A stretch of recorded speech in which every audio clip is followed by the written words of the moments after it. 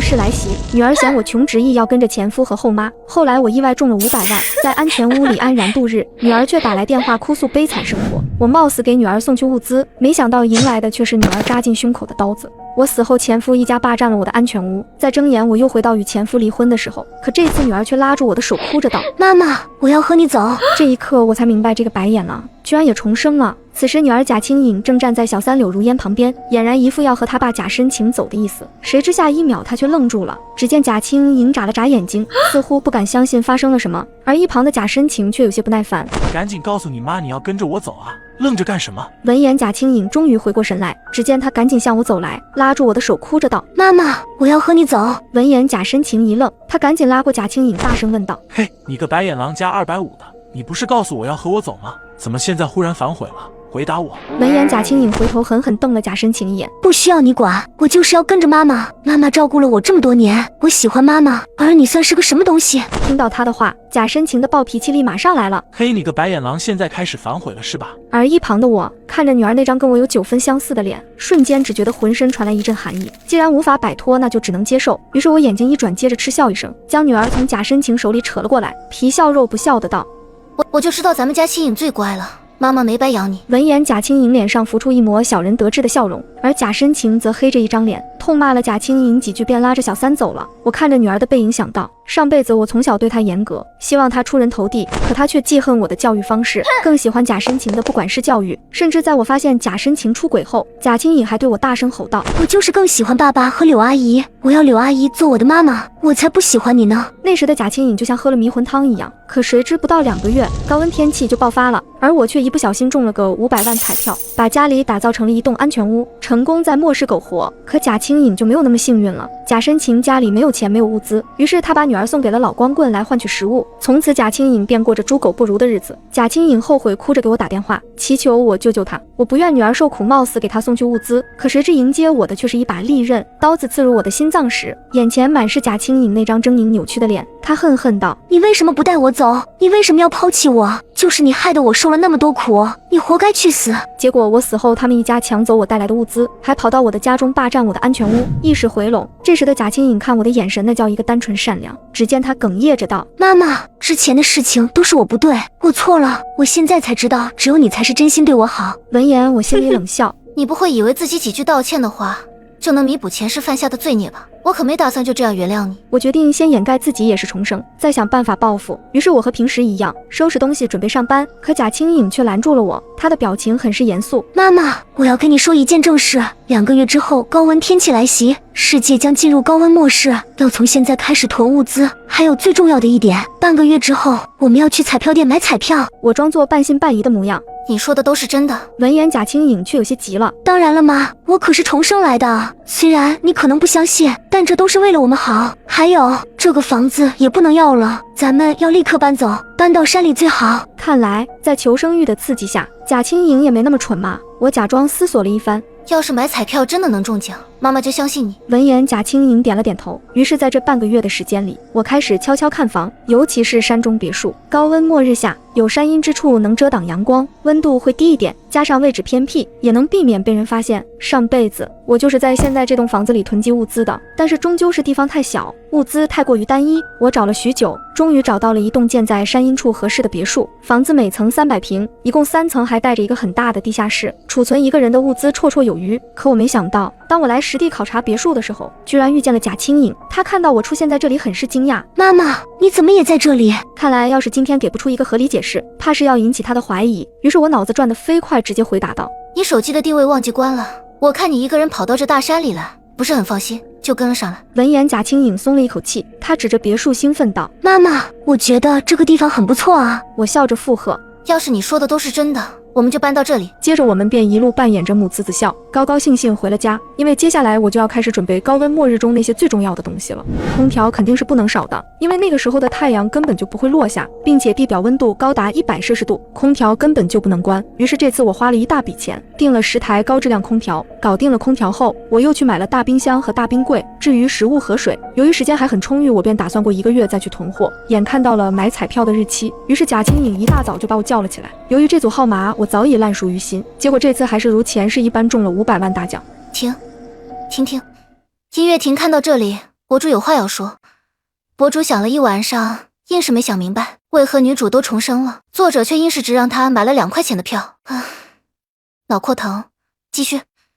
音乐起。贾青颖看着中奖的票根，满眼都是贪婪，甚至嘴里还不停念叨着太好了，真是太好了。其实我心里明白，他这是在感叹终于能在末世里好好苟活了。见状，我在一旁扯出一抹假笑说道，妈妈现在相信你说的重生了。闻言，贾青颖如释重负，露出了那菊花般的笑容，全然无视了我淡漠的眼神。很快我便开始处理现在的这套房子，可谁知贾深情不知道从哪得知了这个消息，他给我打来了电话，言语中带着嘲讽道，千小妹啊，看来你最近日子过得很糟啊，是不是离婚让你颜面扫地了，导致你不敢在这地方待着了吧？闻言我直接对了回去，带着你那破鞋给我滚一边去！知道你在想什么，无非是见我卖房子想来要点钱罢了。我告诉你，你怕是想屁吃。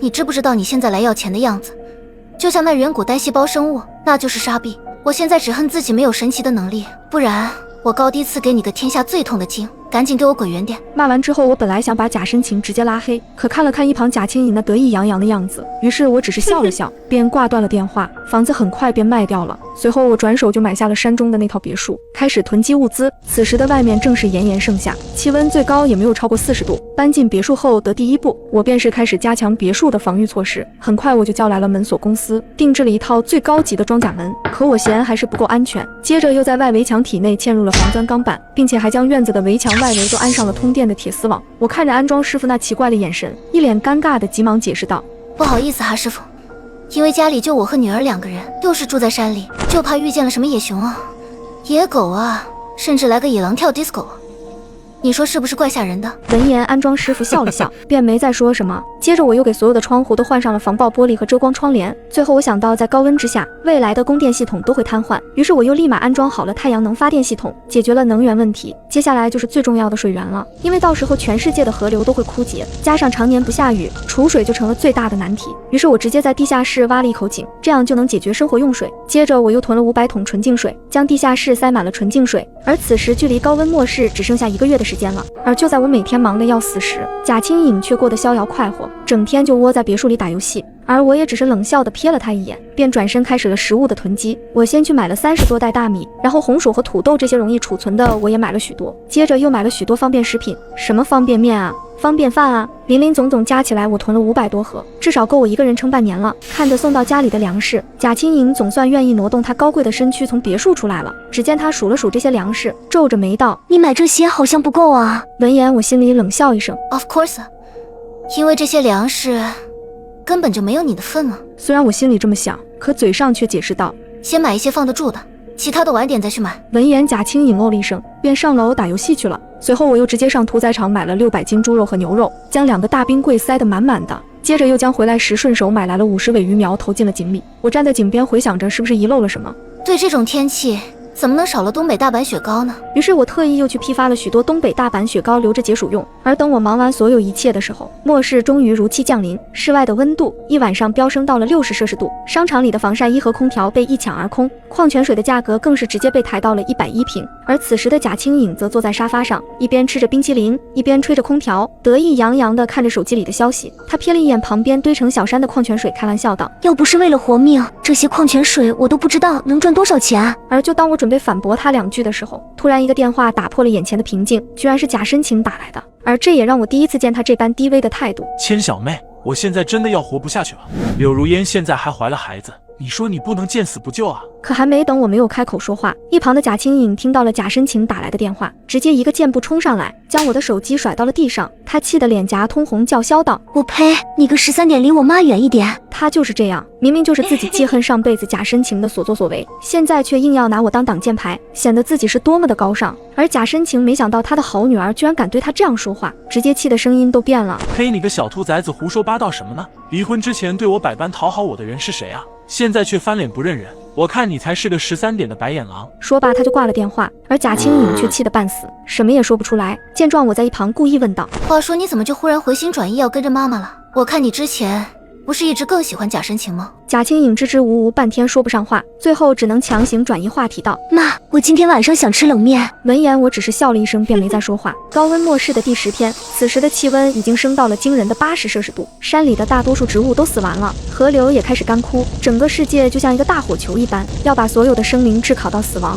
但好在我家太阳能的供电系统稳定，家里几台空调依旧在不间断运转，所以室内的温度一直都在30度左右。不知道是什么原因，最近的手机信号变得时好时坏，我怕到时候很难再联系贾深情，于是我趁着夜里他睡着了，便将他的手机打开了手机的定位模式，可谁知却意外让我看见了他的备忘录。贾青颖只写了1行字：要是到了最后物资实在是不够了，千小妹必须要死啊，谁都没法阻止我在这末世活下来。看到信息，我冷笑一声，看了一眼床上的贾青颖，便默默地关掉了手机，再将手机放回了原处。可就在这时，窗外忽然传来了一阵嘈杂声，听到声音，我瞬间被吓了一跳。现在外面这么高的温度，能出来的绝对都是些被逼到绝境亡命之徒。但我想到院子的墙上已经被我安装了电网，心里又稍微安定了一些。他们要是敢强行闯入，只有死路一条。于是我赶紧叫醒贾青颖：你赶紧起来，外面好像来人了，跟我一起去看看怎么回事。很快我们来到了电脑监控前，屏幕里我看到了2个鬼鬼祟祟的身影，看上去他们正在想办法进来。我看了一眼手机，现在的室外温度是85度，这种情况他们可能撑不过10分钟，但怕就怕在他们手上有工具和武器，到时候那可就完蛋了。于是我对贾青颖说道：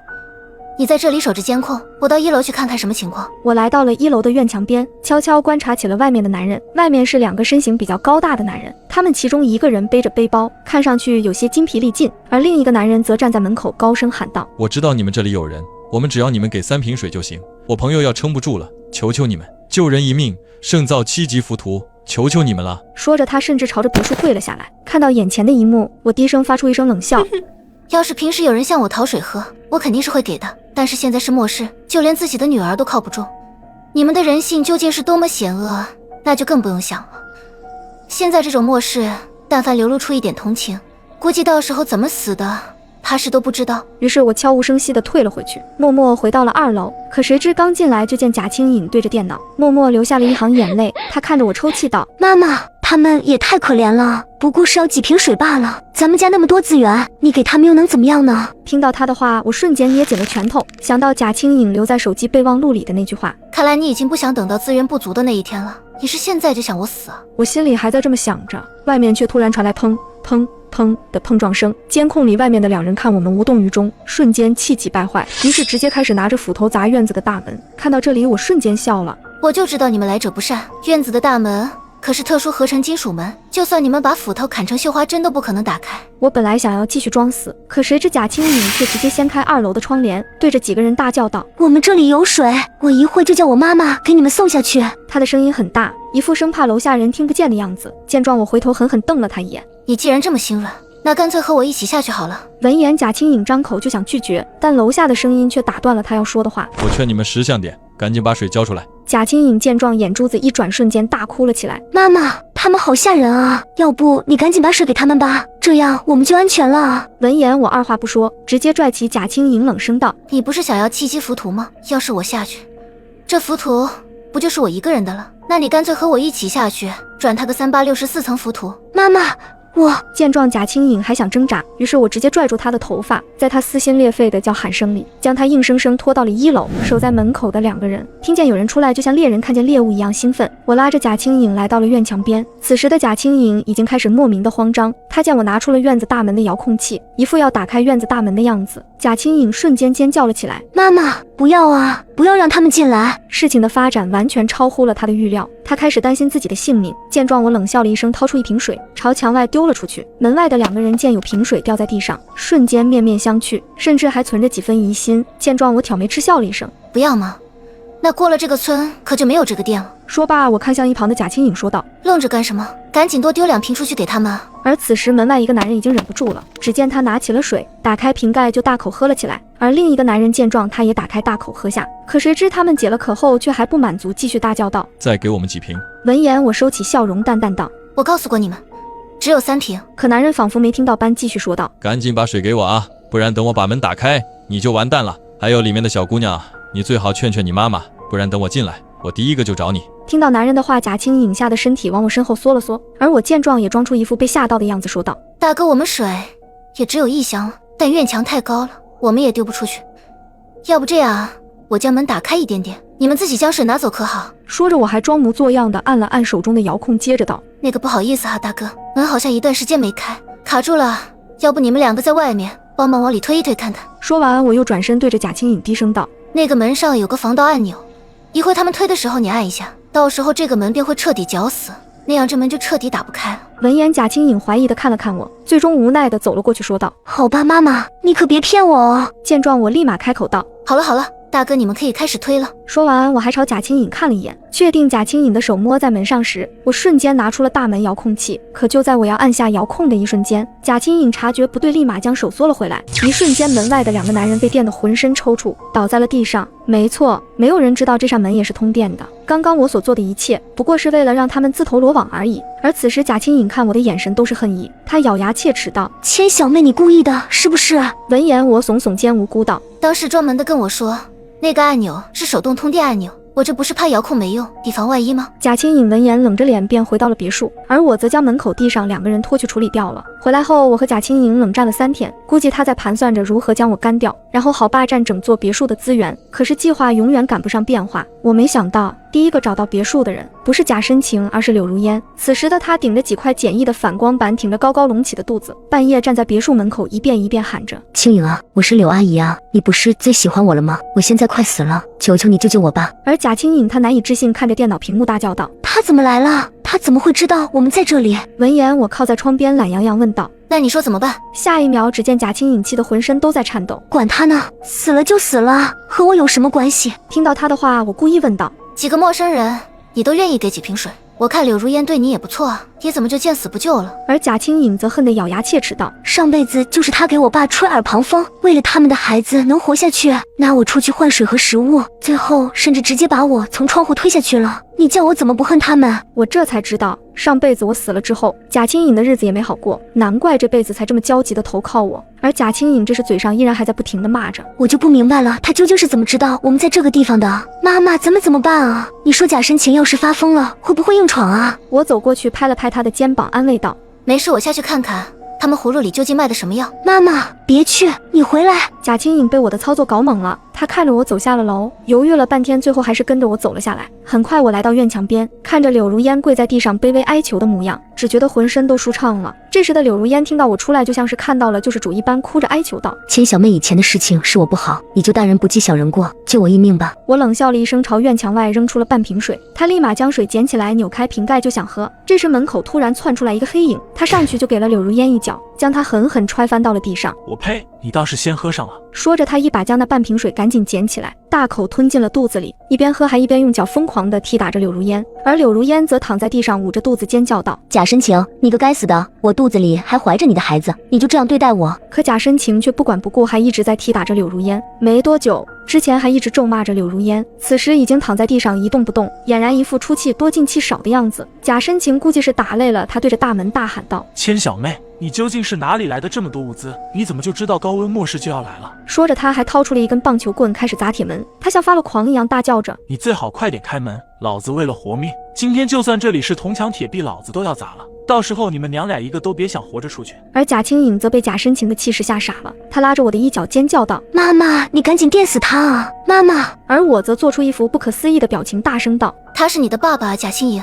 再说了，一日夫妻百日恩，你不救他，我来救他。说着，我又故意把一瓶水朝门外远处丢去。贾深情见状，立马朝矿泉水跑去。见他走远，我接着又按下了大门的遥控器。贾青颖来不及阻止，他眼睁睁看着我打开了大门的一条缝隙，而只要再多打开一点点，贾深情就能强行闯进来。此时的贾青颖再也顾不上那么多，上来就要拉我的胳膊。千小妹，你这样会害死我的。而我等的就是这个机会，我立马转身拽着他的头发，将他狠狠撞到了墙上，一下、两下、3下，一瞬间，贾青颖被撞得失去了反抗的力量。于是我抓起他一把就将他丢出大门。而贾深情看着眼前的一幕，他跑了上来，赶紧上手抓住门框，叫嚣道：千小妹，我要你今天晚上就死。闻言，我挑了挑眉，默默后退，然后按下了电源。一瞬间，烤肉的焦味传来。很快，贾深情倒在地上，抽搐了下便没了气息。贾青颖回过神来，他见我即将关上门，于是他向我一步步爬过来，道：妈妈，开门啊，是我啊，妈妈，我是贾青颖啊，妈妈。见状，我蹲下身对他说道：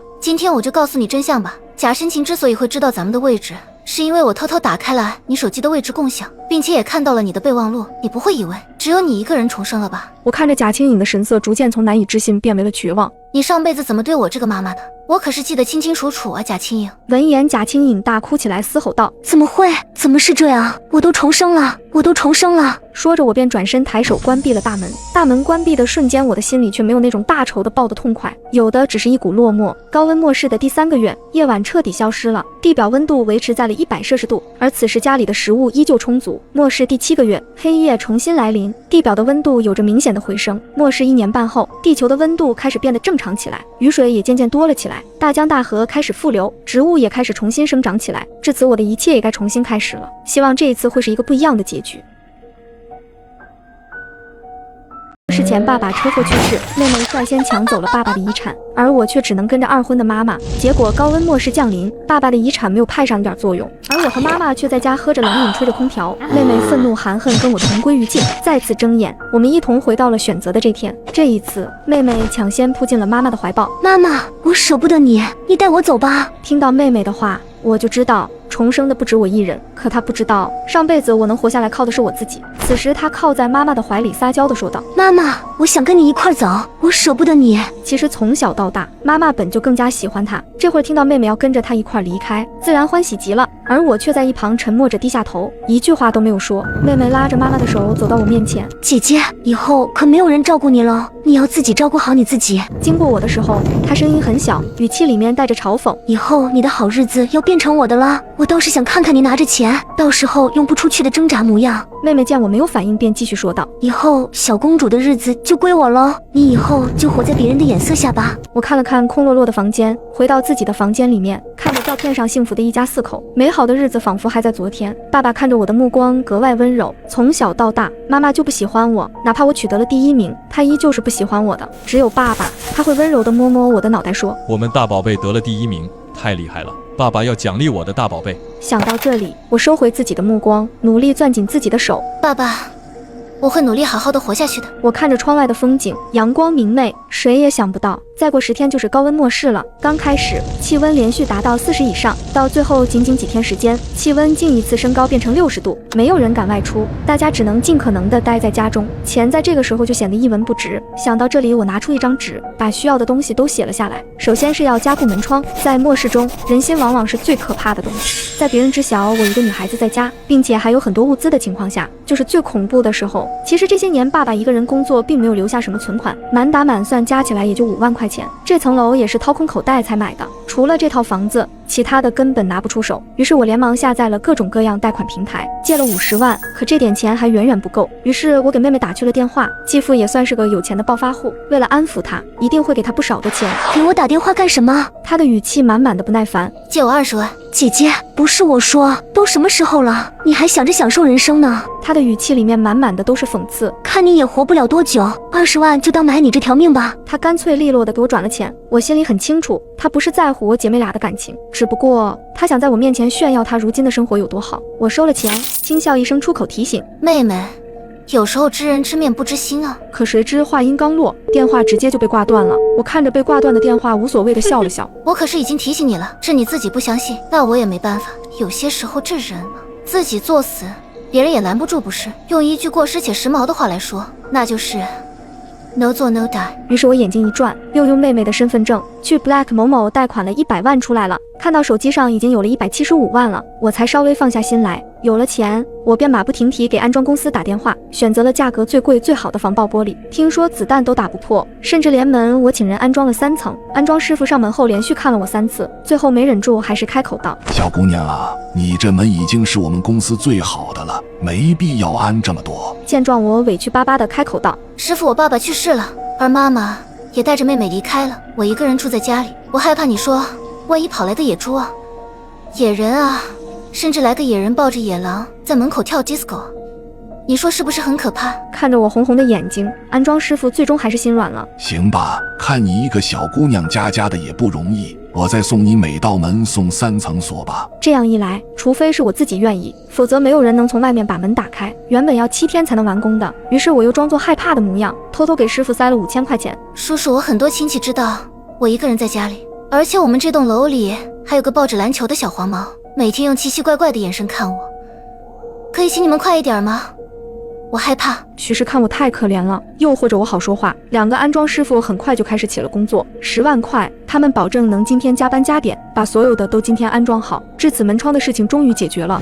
搞定完门窗后，我又用手机上分别在5个平台各自下单了400桶矿泉水，水不会过期，可以多囤点儿。下完单后，我又在家附近租了一个小型仓库，因为不能让别人知道我具体的落脚点，到时候收货地址就填在小型仓库里面。接着我又开着车去了大型仓储型超市，下车后我直接去了速食区，把货架上的商品扫荡一空，其中米、面、油这些可以保存很久的食物，每样个来10袋，甚至还买了可以储存很久的腊肉、腊肠。在未来不出意外的情况下，这些东西足够我吃5年的时间，但是不够，还远远不够，因为在上辈子1年的时间里都没有等来救援，所以我必须得给自己安排好合理的退路。为了避免别人怀疑，于是我先把这些东西结账运了回去。回到家之后，我又在网上订购了100箱方便面还有火腿肠，全部寄到租下的仓库里面。等做完这些事情后，我推着自己的小推车下了楼，因为目前来说矿泉水是异常重要的，所以我必须得抓紧时间把所有的水给运上来。我的力气不大，而且必须得掩人耳目，在半夜3点的时候，终于把所有的矿泉水全部都给运上来了。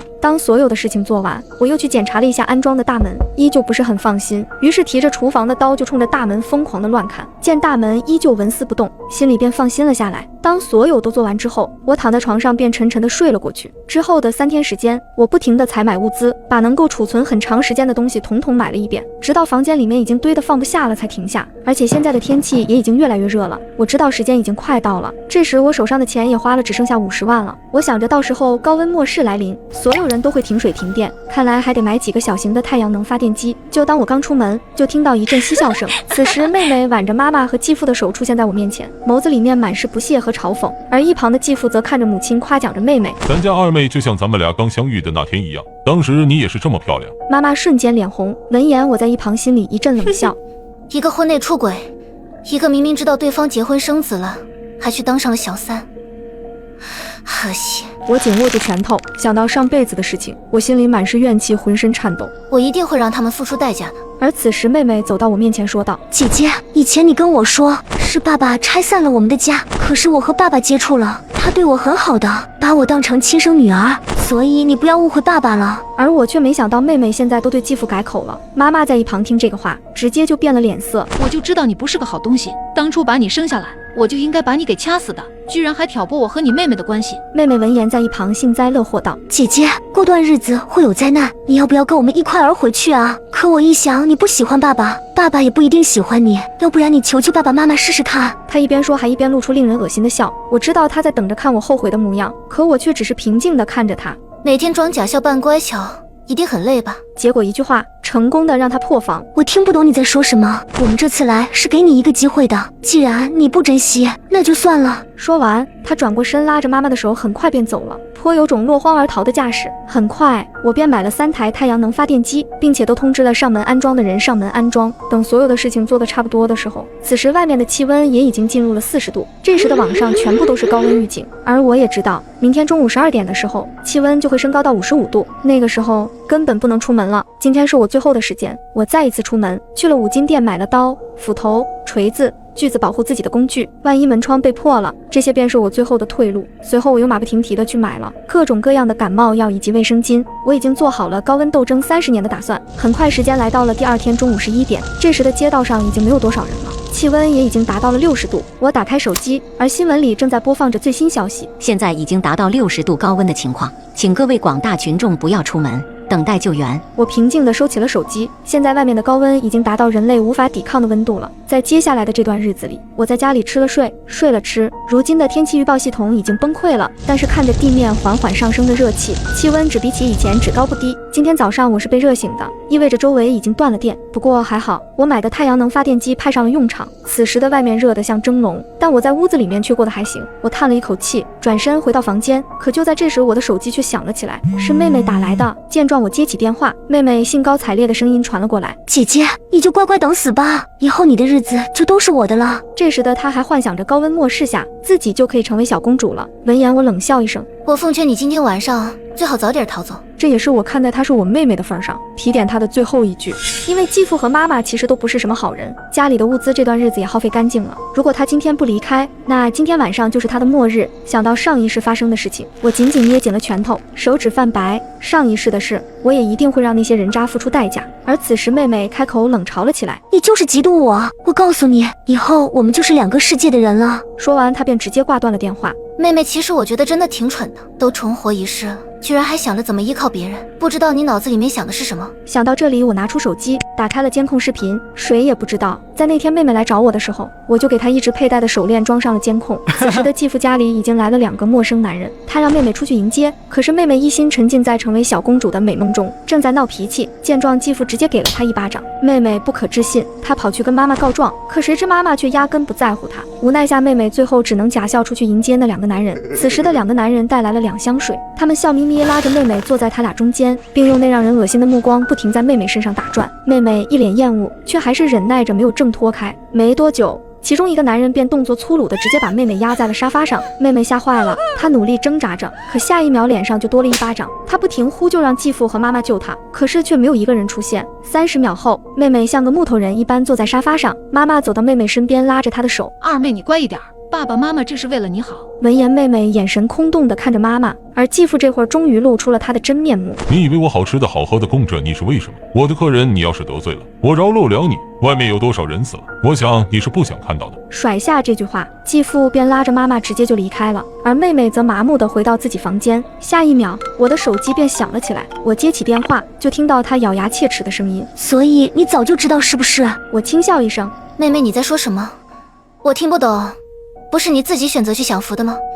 怎么受不了了？”我深知他是不会把这些事情说出来的。果然，下一秒他的声音又变得趾高气昂：“我只是想告诉你，我生活得很好，爸妈对我像宝贝一样。你是不是在为今天晚上吃什么发愁？咱们毕竟是亲姐妹，如果你像狗一样求求我，我可以考虑施舍你一点吃的。”闻言，我沉默不语，可我的沉默却让他今天的预期一扫而空。哎，真的是太可惜了，你这辈子就算是死，也不可能跟我一个阶级的，你只能羡慕地看着我。我听到妹妹的话，便直接挂了电话。时间很快又过了10天，这时大家家里的存货大部分已经吃完了，大街上已经有一些人出来寻找物资了。结果60度的高温让大部分的人都被热死在路上。我在窗边看着这一切，心里满是悲伤。但是我也只是一个普通人，除了保护好自己，根本没办法帮助任何人。可谁知就在这时，一道亮光突然闪到了我的眼睛，皱着眉头向下看去，没想到妹妹、妈妈还有继父3人居然出现在我楼下。见状，我紧紧握住拳头。他们怎么会冒着高温的危险跑到这儿来？很快，他们3个人便站在了我家门外，他们不停地敲打着门板。我透过监控看到，此时他们3人都是满头大汗。你确定他真的在家里吗？继父开口询问。闻言，妹妹坚定地点了点头。爸爸，你相信我，他买了很多东西，现在他一定就在家里待着呢。我们要是能够进去以后，就不愁吃喝了。而此时，我看着监控，很是不解。明明当初我都格外小心了，他怎么会知道我有物资的事情？下一秒，我的手机便响了起来。我深呼吸一口气，把手机声音直接关了，没有搭理。可妹妹的信息却很快发过来：“我知道你没有出事，就待在家里，赶紧开门，让我们进去。”她的话里透露着浓浓的命令。对于我在家里这个事情，她显得格外的确定。我屏息凝神走到门口，就见妈妈犹豫地看向妹妹：“你真的确定他真的没有出事吗？”闻言，妹妹用力点头：“妈妈，我想起来，我以前在他身上放了监控，我确定他安然无恙待在家里，而且家里还有特别多的物资。”听到这话，我心下一惊，没想到妹妹她居然也给我安了监控。说着，妹妹还从背后拿出一把锤子：“今天必须让他把门打开，我们已经没有退路了。”可我的门是加固过的，他们除了热得一身汗，门依旧是纹丝不动。可谁知妹妹却突然喊道：“既然你不出来，那就不要怪我了。”下一秒，只见她一屁股坐在地上，捂着脸抽泣：“姐姐，我们是亲姐妹啊，妈妈也是你的亲生母亲，你怎么能这么自私呢？我知道你房间里面有很多物资，你就让我们进去吧，你不要怪我。”她的声音很大，楼里已经有人探出头来寻找声音的来源。我知道，如果让他继续这样吵闹下去，家门口的人一定会越来越多，到时候人一多可就麻烦了。于是我冷着一张脸给妹妹打去了电话：“我让你们进来，你把视频删了。”闻言，妹妹的声音瞬间得意起来：“让我们进去，那我得看看你的诚意了。想来你应该是不愿意把这么多的物资都分给别人吧？”她在威胁我。见状，我深呼吸一口气：“旁边的屋子也是我的，你们先过去住下来，我每天点你们1顿饭和2瓶水。如果你们拒绝，我不介意和你们鱼死网破。好在末日来临前，我就预想到了这种情况，所以提前租下了隔壁的房子。目前的情况，我必须要先稳住他们。还好最后他们妥协了，毕竟有我这个长期饭票在，他们还是愿意的。于是我用无人机给他们送了今天的水和饭菜。很快时间来到了晚上，妹妹给我打来了电话，她的声音小心翼翼：姐姐，今天的事情是我对不起你，可那是爸爸妈妈威胁我的，如果我不带着他们来找你，他们就会杀死我，我也不想的，姐姐，你原谅我好不好？听着她示弱的话，我装出一副被感动坏了的语气：妹妹，咱们本来就是亲兄妹，应该互相帮助的。听到我的话，妹妹不可置信地开口：真的吗，姐姐？这是真的吗？我摆出一副真诚的语气回道：这当然是真的。上辈子我想把你接到我身边，但是我害怕会让你过上跟我一样的日子。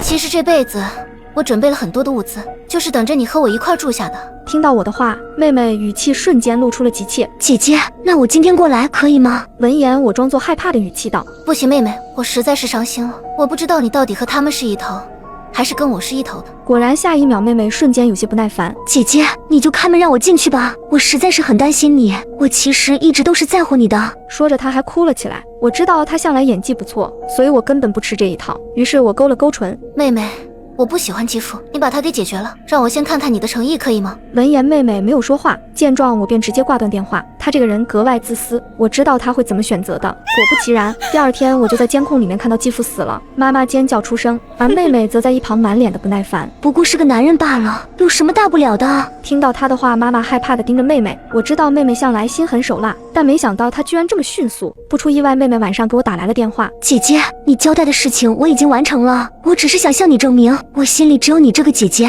确认安全后，我装作感动地打开了家门。妹妹，你快进来吧。她进了屋子之后，我装作开心，拉着她四处参观。妹妹，你看我把家里改造得多好，这儿的粮食够我们吃30多年，我们可以一直待在家里了。我兴奋地和她介绍道。看到物资，她眸子里的贪婪一闪而过，而我则满脸笑意地看着她。趁她转身不注意的瞬间，我掏出了藏在身后的铁棒，照着她就是一棒子下去。很快她便晕了过去。于是我在她身上摆上了5瓶水，然后小心翼翼地将她推进了楼梯间里。因为很早我便知道，此时的楼梯间里住着许多饥渴难耐的人。很快，这些人便发现了妹妹，他们一窝蜂地涌了过来，他们拿着刀疯狂地抢夺水。妹妹被他们压在地上，撕扯衣服。没多久，妹妹便清醒了过来，她疯狂地叫喊着，但是没有一个人能够救她。而这场悲剧一直持续到第二天早上。等所有人离开后，妈妈来到了楼梯间，妹妹看着妈妈：妈妈，救我，求求你救救我！而妈妈却举着刀子，面无表情走到她面前：你为什么要这样对待你叔叔？你为什么要杀了他？妈妈是一个彻头彻尾的极端恋爱脑，我只需要把妹妹杀死继父的消息告诉她就行了。闻言，妹妹挣扎着：不是我，不是我，是千小妹那个臭女人。可下一秒，妈妈便举着她手中的刀子朝着妹妹扑了过去。你杀死了他，你杀死了他，我要让你血债血偿。而此时妹妹的力气早就已经被榨干，她只能眼睁睁地看着妈妈拿着刀子在她身上划了很多道伤痕。妹妹哭喊着求饶着，她的求饶声很快传遍了整间楼梯间，但也就一会便逐渐的消散。妹妹咽气后，妈妈跟着自尽在了她的身边，但我的心里却没有半点起伏。如果不是我在妹妹身上装了监控，我根本不会知道她安排了这么恶毒的想法。她准备把楼梯间的人都吸引过来，用我的物资吸引他们玷污我，让我经历跟她一样的事情。我没有一点动容，默默地待在了自己的家里。2年后，窗外传来了街道上外面的喇叭声。经过2年的时间，我们克服了高温，迎来了新生。相信幸存下来的我们以后会越来越好。听到外面的声音，我勾起了唇角，我终于战胜了这场高温末世。开始时我以为只是一场普通的暴雨，但谁知暴雨过后接踵而来的竟是极寒暴雪。零下60度的低温导致水电全无，独自被困在公司的我又该如何应对接下来的灾难？时值3月底，室外气温就已经到了33度，对于我们这种北方城市来说，这显然不太正常。在来来往往的短袖和长裙里，只有躺在楼下晒太阳的阿婆皱着眉，一脸的忧心忡忡。吃了端午粽才把棉袄送吗？才3月份就这么热，怕是要坏事哦。我虽然听到了阿婆的话，却并没有放在心上。来到公司，我刚坐在工位上，手机便收到公司的消息：明天周末，大家一起去野餐，所有食物都已经准备好放在茶水间了，麻烦男同事明天早点来帮忙搬东西。看到消息，我想着手上还有工作要收尾，于是干脆留在了公司加班。可就在我连续奋斗了 N 个小时，起身去冲杯咖啡时，却被窗外的景象吓了一跳。现在已经是晚8点钟了，可外面的天不但没黑下来，反而是暗沉沉的红了一片，就像那陈旧的血迹般，显得诡异而又阴郁。而这时口袋里的手机则一直不停地有消息提示传来，我这才发现群里几个同事已经聊开了。这天看起来不太正常啊，这特么该不是哪位渡劫失败自爆了吧？你们看天气预报了吗？天气预报说明天下雨哦。不会吧，我10分钟前看还显示30度大晴天啊。我看完最后一条消息，还没来得及回消息，就发现窗外这时已经起风了。公司楼下的树木被风吹得东摇西晃，还别说，我穿着短袖看着还真觉得有点冷。就在这时，突然一个惊天闷雷响起，吓得我差点把手机给扔了。我站在19楼公司窗前，看着远处那如纸般被撕开的天，心中莫名升起了一阵恐惧感。很快几道惊天闷雷过后，接着外面便下起了大雨，狂风卷着雨水疯狂地砸在玻璃上，发出巨大的声响。见状，我打开手机，这时天气预报显示温度为18度，微微的寒意让我不得已只能来到茶水间冲了杯热咖啡。喝下热咖啡，身上总算又暖和了些许。我端着热气腾腾的咖啡，看着窗外的盆泼大雨。看来今晚只能住在公司了，等雨停了再说。可当我睡到半夜的时候，没想到自己竟然被冻醒了。我窝在沙发上，盖着一条空调毯，此时我已经被冻得手脚冰冷。我缩了缩身子，打开手机，这时才凌晨4点半，气温却从之前的18度降到12度，而窗外的大雨还是没停，连成一片的雨声响了大半夜，闪电还时不时出来，像要撕开这如墨般的黑幕。我一个人瑟缩在休息室里，吓得整个人胆战心惊。我缓了好一会才来到窗户前，朝街道上看去，发现这时马路上已经没什么车了，只有汩汩的雨水打落在地面。好不容易熬到快天亮了，我想着地铁早上5点就开始运营，考虑了一下，便在公司后勤处找了件雨披穿上，便就往外走。来到楼下，此时冰凉的雨水已经没过了我的膝盖，我趟着水艰难地朝着地铁方向走着。平时5分钟左右的路程，这次却硬生生走了将近20分钟。可谁知好不容易到了地铁站，却被工作人员告知地铁站因雨水倒灌线路都停运了，真是被自己蠢哭了。无奈我只能忍着想哭的冲动，又回到了公司。刚回到公司休息室，手机便收到气象局发布了气象异常提醒。由于极涡受到不明因素扰动，在西风急流协助下，极地冷空气俯冲南下，造成大范围寒潮入侵。接下来一段时间气温将持续走低，具体持续时间未知，请广大居民提高防护，做好防寒工作。看到消息，我深知自己不能坐以待毙。我想起之前因为公司的野餐计划，行政准备了不少的食物堆放在茶水间，同事们的工位上肯定也有不少可用的东西。想到这里，我起身去搜寻物资。我在茶水间找到了5桶饮用水、2箱饮料，以及1桶速溶咖啡和一个电水壶，还有1箱桶装泡面。余下的就是一些饼干、坚果、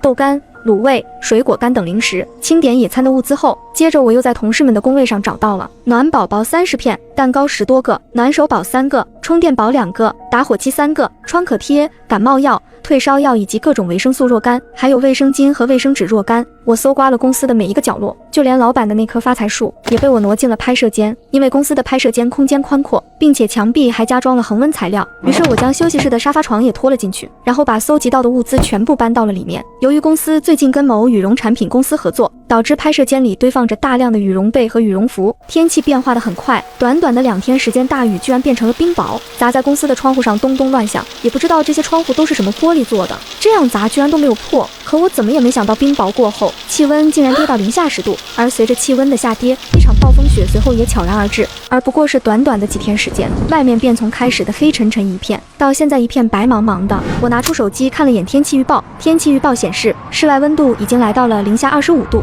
而此时的街道上除了铲雪车依旧在不停的运转外，就只剩下那时不时传来的警笛和救护车的声音了。看到外面的情况，我不由得开始庆幸自己被困在了公司。我坐回摄影间的工作台前，吹着空调，看着桌上放着的刚刚泡好的咖啡，心里升起一股极大的安全感。可这安全感才维持了1昆秒，突然摄影间瞬间黑了下来，而所有的电器也瞬间都停止了运转。我瞬间一慌，这是停电了吗？而我的手机也在此时传来一阵消息提示声。见状，我打开手机，发现此时群里很多人已经在心急如焚地艾特我。钱小妹，你还好吧？刚刚好像全是断电了，我工位抽屉里有一些暖宝宝，你先拿去用着。我那也有，我那还有充满电的暖手宝。千小妹，我前几天买了1箱蛋糕，让快递放在1楼大厅了，一会儿你记得赶紧去拿，别被人拿走了。就连平时我那只会装酷打篮球的蔡总也在此时说话了。千小妹，公司的摄影间是用保温材料打造的，你可以搬到那里面去。看着他们你一言我一语的关切，我鼻尖一酸，眼眶瞬间热了起来。于是我在群里回复道：谢谢大家的关心，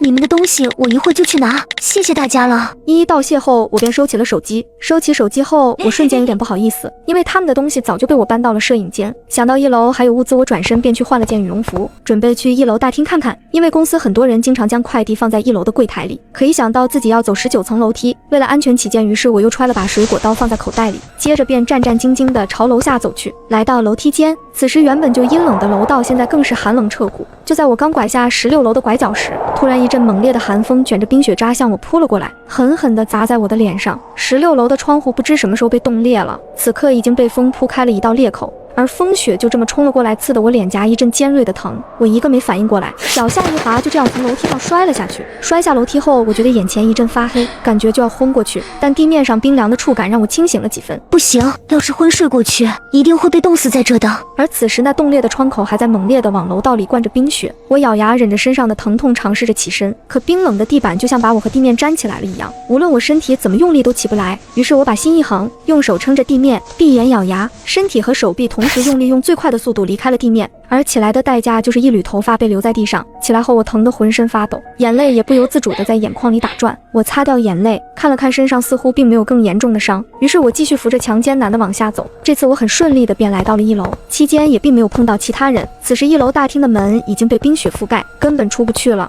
而大厅的地面上也已经结了厚厚的一层冰。我踉踉跄跄地来到摆放快递外卖的长桌前，并没有看到同事说的1箱蛋糕，但是却翻出了不少泡面和暖宝宝，还有巧克力，以及一些卫生用品和蜡烛，甚至还有一个收音机。另外还有一整箱的矿泉水和不少被冻成冰块的馒头。我提了提这整箱的水，再看了看19楼的方向，于是我果断放弃了。我随手从地上捡了个袋子，把翻找到的东西装了进去，于是便开始往回走。上楼比下楼费力多了，才上到一半，我便已经累得气喘吁吁。我拖着一袋物资一点一点地往上挪，此时我已经累得失去了思考的能力，依靠着本能一层一层地往上挪。我数次停下来，胸口闷痛着，眼前一片模糊，终于好不容易来到了那破了窗的16层。快了就要到了，我在心里默默给自己呐喊着。17楼、18楼、19楼，终于我狼狈又艰难地来到了公司那扇厚重的玻璃门前。就在我艰难地掏出钥匙准备开门的时候，突然脚腕不知道被什么东西给一把攥住了，我后背瞬间窜起一阵难掩的恐惧，我本能地尖叫起来。我一面用力地往后踢打挣扎着，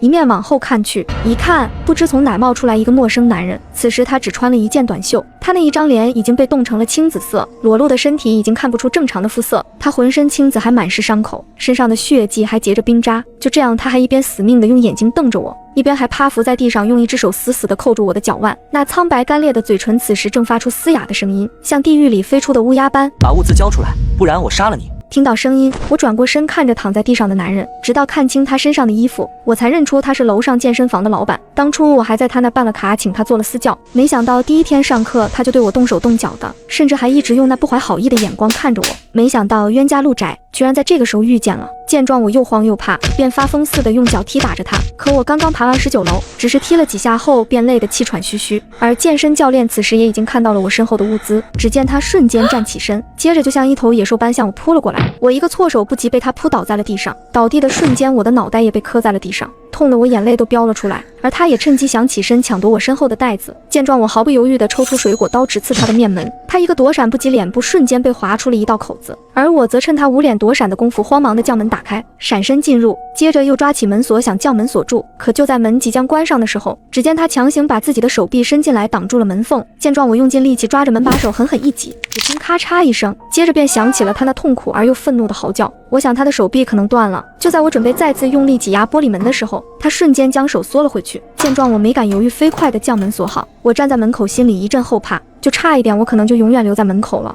而此时门外的教练见状，只能可怜巴巴地开口道：求求你给我一些吃的吧，上次的事是我的错，我不是东西，你别跟我一般见识，我不想死，我好冷。听到他的话，我并没有准备拿物资给他，只是对他说道：1楼还有一些水和馒头，至于能不能活下去，就看你自己了。因为我们公司采用了的是防弹级别的玻璃，所以不用担心它撞碎玻璃。于是我便没再理会身后的哀求和咒骂，踉跄着拖着袋子便回到了拍摄间。就这样，我在这没有电和热水的公司里待到了第7天。此时空调早就成了摆设，手机上显示的信号也是断断续续，时有时无。此时室外温度已经低至零下45度，可即便拍摄间的墙壁加装了恒温材料，所有的液体也还是早就冻成了冰。我找到一个铜盆，在铜盆中点燃了一堆纸质材料，一瞬间那久违的火光便带着一丝暖意扑面而来。见状，我不敢浪费，赶紧提来2桶水贴着铜盆放着。可随着身边那急速消失的纸张，我一咬牙，当即把老板的发财树薅了过来，将那粗壮的树干当成柴烧。没过多久，盆里便黑烟缭绕。好在没多久，矿泉水总算是化开了一些。我喝着化开的矿泉水，啃着冷硬的蛋糕。吃饱喝足后，我赶紧回到拍摄间的沙发上，用被子把自己严严实实地罩在了里面。而此时手机上还不时推送着当前的情况。据官方预测，在未来的48小时内，暴雪将会转为大雪，风力将会达到6级左右，气温仍将下降，未来48小时内将跌破零下50度，请各大市民做好防风保暖工作。至此，相关部门始终没有放弃对电力系统的抢修，但部分电网属于完全损坏瘫痪状态。目前相关部门正在紧急部署，全力抢修。看到这里，我陷入了沉思。看来想要恢复电力，几乎是天方夜谭了。这场灾难来势汹汹，人们毫无准备，短短1周就已经有无数老人和孩童在极寒的睡梦中离去。我僵硬的手指在屏幕上费力地滑动着，刷新了很久才接收到微信消息。公司群里弹出了一条信息：可沁是不是已经？看到消息，我心里一紧，于是赶紧往上翻，在几条消息上面便是同事唐可沁颤抖着声音发来的语音：我现在已经没有吃的了，也没水了，我现在正在吃血，呵呵，我有点看不清了，我好困，这下再也不用加班了。后面是零星几个同事的焦急关切，然而唐可沁从那之后便再也没有回复消息了。而公司小群里一共10个人，到现在还能偶尔发出消息的仅剩2、3个了。为了互相鼓励，我们编了号，约定好只要手机还有电和信号，就每天报个平安。末日降临半个月后，雪终于停了，可这时的气温却降到了零下60度。群里我们仅剩2、3个人还在报平安。外面的雪虽然停了，可风力却达到了11级。我躺在沙发上，听着外面的风声怒号着，拿着手机正准备在群里报个平安，却发现此时网络通讯已经彻底断掉了。而聊天页面上那行3号签小妹安全的字样，显示着发送失败。至此，我终于跟外界完全失去了联络。我已经记不得自己是什么时候睡过去的，只知道等我再次睁眼时，眼前依旧是一片黑暗。这场天灾到底什么时候才能结束啊？可回应我的却只有一片寂静。我强撑着起来，清点了下自己所剩的食物，估计最多只能支撑1个多星期了。我将所有的食物都装进一个背包里，拿起手机想查看下室外温度，却发现手机因为低温已经开不了机了。我不知道外面已经多少度了，也不知道我是自己的体感已经失灵，还是气温一直没发生变化，因为我发现好像感觉不到自己的双腿了。见状，我踉跄着脚步来到办公室，将办公室里的木质桌椅板凳移到了摄影间。我将桌椅拆掉，丢在铜盆里，随着一缕慢慢升起的火光，我瞬间感觉到了一丝温暖。接下来的日子里，我除了睡觉就是醒来看着那无尽的黑暗。就在我以为自己会一直这样下去时，突然一阵巨大的声响把我叫醒。我慌张地来到窗边，远远的就看到有一片青灰的巨大幕布压了过来，是龙卷风。那龙卷风越来越近，所过之处无数杂物被它吸了进去。我愣了一下，瞬间反应过来，我立马跑回摄影间，抓起一床被子，提上沙发边装着食物的背包，迅速地跑出摄影间。就在我刚到公司最角落的避风处躲好时，我就听到一阵玻璃震碎的声音，接着便是呜呜的狂风，卷着无数杂物不断地撞击着房间，房间里的东西撞碎了窗棂。我瑟缩在角落里紧捂着被子，眼睁睁看着办公室的落地窗被整片卷走，接着笨重的木质办公桌也被轻而易举地卷走。可就算我躲在相对避风的角落，但仍感觉到一股强烈的吸力想要把我往外卷。我死命地抓着身后的门锁，就算自己被房间里的杂物不断砸在我的身上，我也依旧死死地抓住门锁，因为我知道只要自己一松手，那一定会被卷出19楼的。此时的风中依旧有东西不断朝着我砸来，由于我双手抓着门锁根本躲不开，只能任由这些物品砸在我的身上。可就当我快要力竭的时候，风终于停了，我瘫软地倒在地上，看着眼前一片狼藉的办公室，之前的玻璃窗此刻已经全部碎裂，还有一扇已经被风给吹走了。极寒的空气仿佛找到了宣泄口般，正疯狂地灌进来，整个办公室此时变得像一座废弃了多年的烂尾楼一样。我忍着寒冷和疼痛站起身，看了看背上的背包，又看着不远处那被冻成冰的大桶饮用水，心里不由得庆幸，好在水和背包里的食物还没被吹跑。刚才我一度以为自己将会这样死去，但我没有。就当我还处在浑浑噩噩中时，不远处却突然传来一阵滋滋的声音。我循着声音的位置看去，发现之前找到的收音机竟莫名的被打开了。片刻后，收音机里竟传出了久违的人声：所有的幸存者同胞们，请你们挺住，救援行动从未停止，即便困难重重，我们也不会放弃任何一位公民，请各位幸存者不要放弃，耐心等待，我们一直在路上。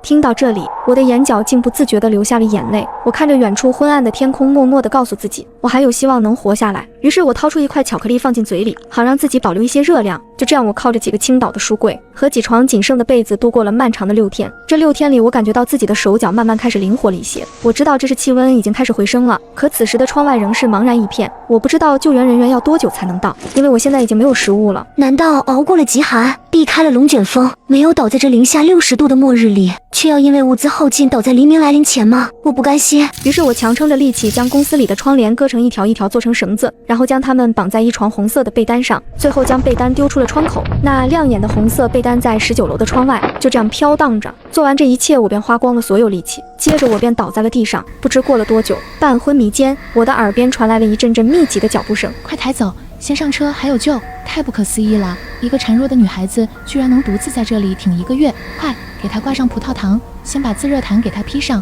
朦胧间，我仿佛看见一群穿着防护服的人正围在我身边忙碌着。原来我在这里已经1个月了。末日结束了吗？最后我被送进了医院接受治疗。半个月后，我回到了出租房，而此时气温已经稳定在了10度左右。我躺在床上盖着被子，床头柜上放着一份热气腾腾的麻辣烫。这样的时刻，在过去那1个月里，我幻想了无数次，以至于现在我都在恍惚，那场天灾是不是一个噩梦？这时的网络通信已经彻底恢复了，工作群里依然有10个人，然而我却再也看不到往日那嬉戏玩笑的信息了。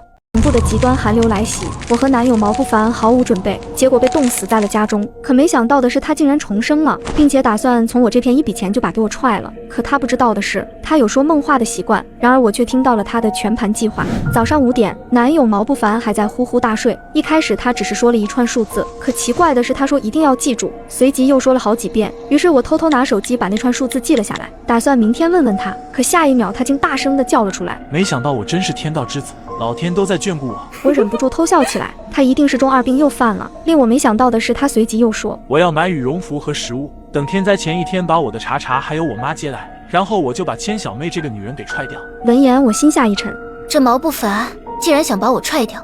等等，查查，甄小茶不是毛不凡他妈的养女吗？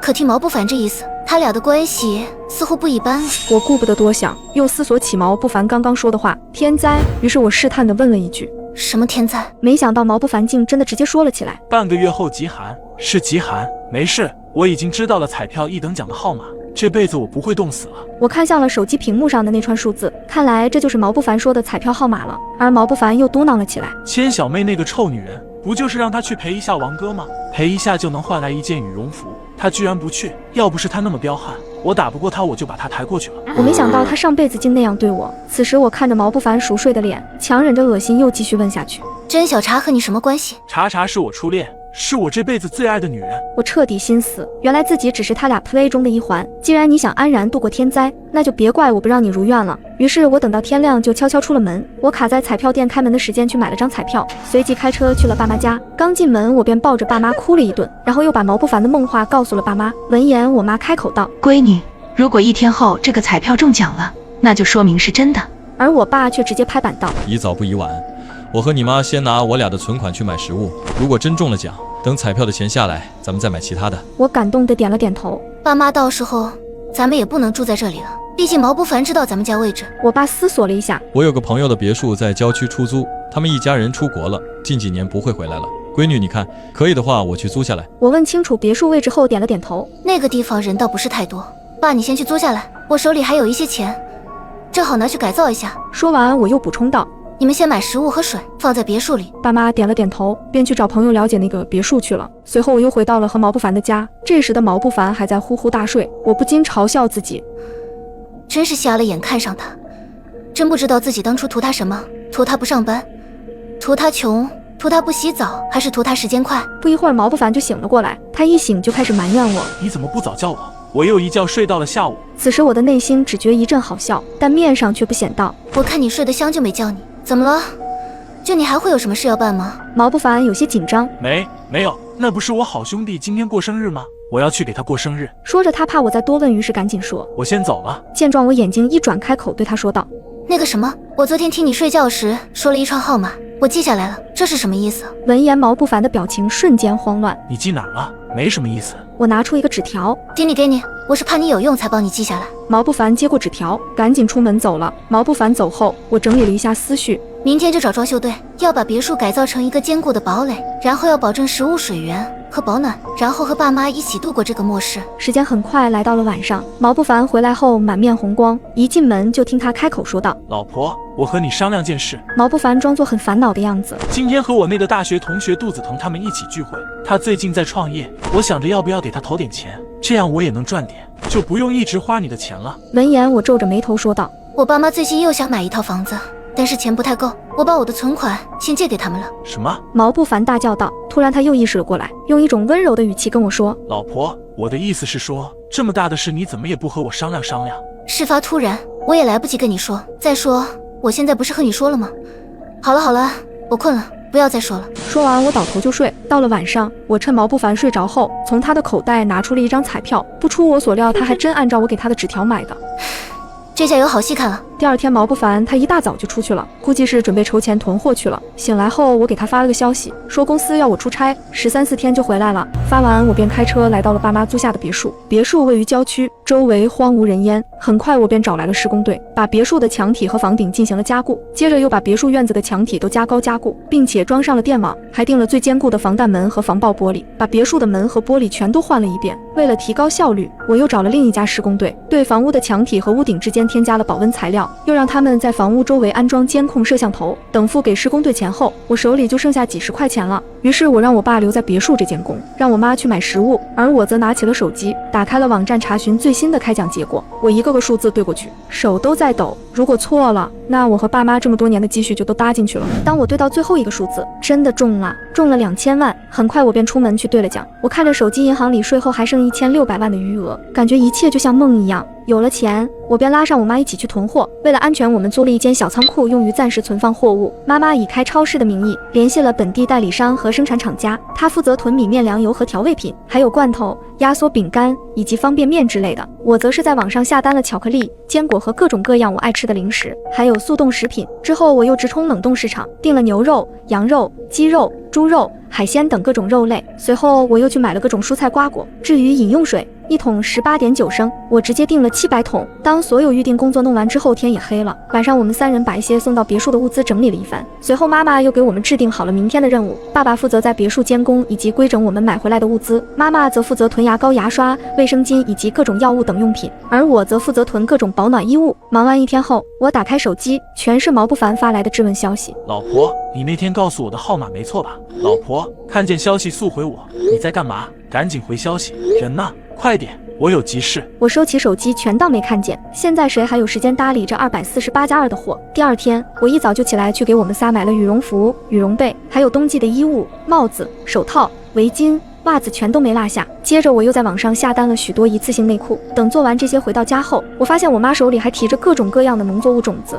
而我爸他不仅监工，甚至还去买了各种各样的刀和弓箭，以及发电机和发电装置。看到这里，我不禁感叹姜还是老的辣啊！就在距离末世还剩1天的时候，我和我爸一起回到了我和毛不凡的家。我知道他今天要去接他的白月光真小茶。这时的屋内堆满了物资，我拍下满满物资的图片，然后把我的微信小号拉进了业主群。接着我和我爸把屋内的物资搬空了大半，最后还在房子里几个隐蔽的地方装了监控，便跟着我爸回到了别墅。一回来我就打开了手机上的监控软件，看着毛不凡接了他妈和真小茶回家后，便发现了家里的物资少了大半。接着就见毛不凡大骂了起来，肯定是千小妹那个女人干的。毛不凡他妈妈见状也开始骂骂咧咧，儿子，我就说那个千小妹不是什么好东西，不在家照顾你，一天天光想着在外面抛头露面。听到毛不凡他妈的话，我已经无语到极致了。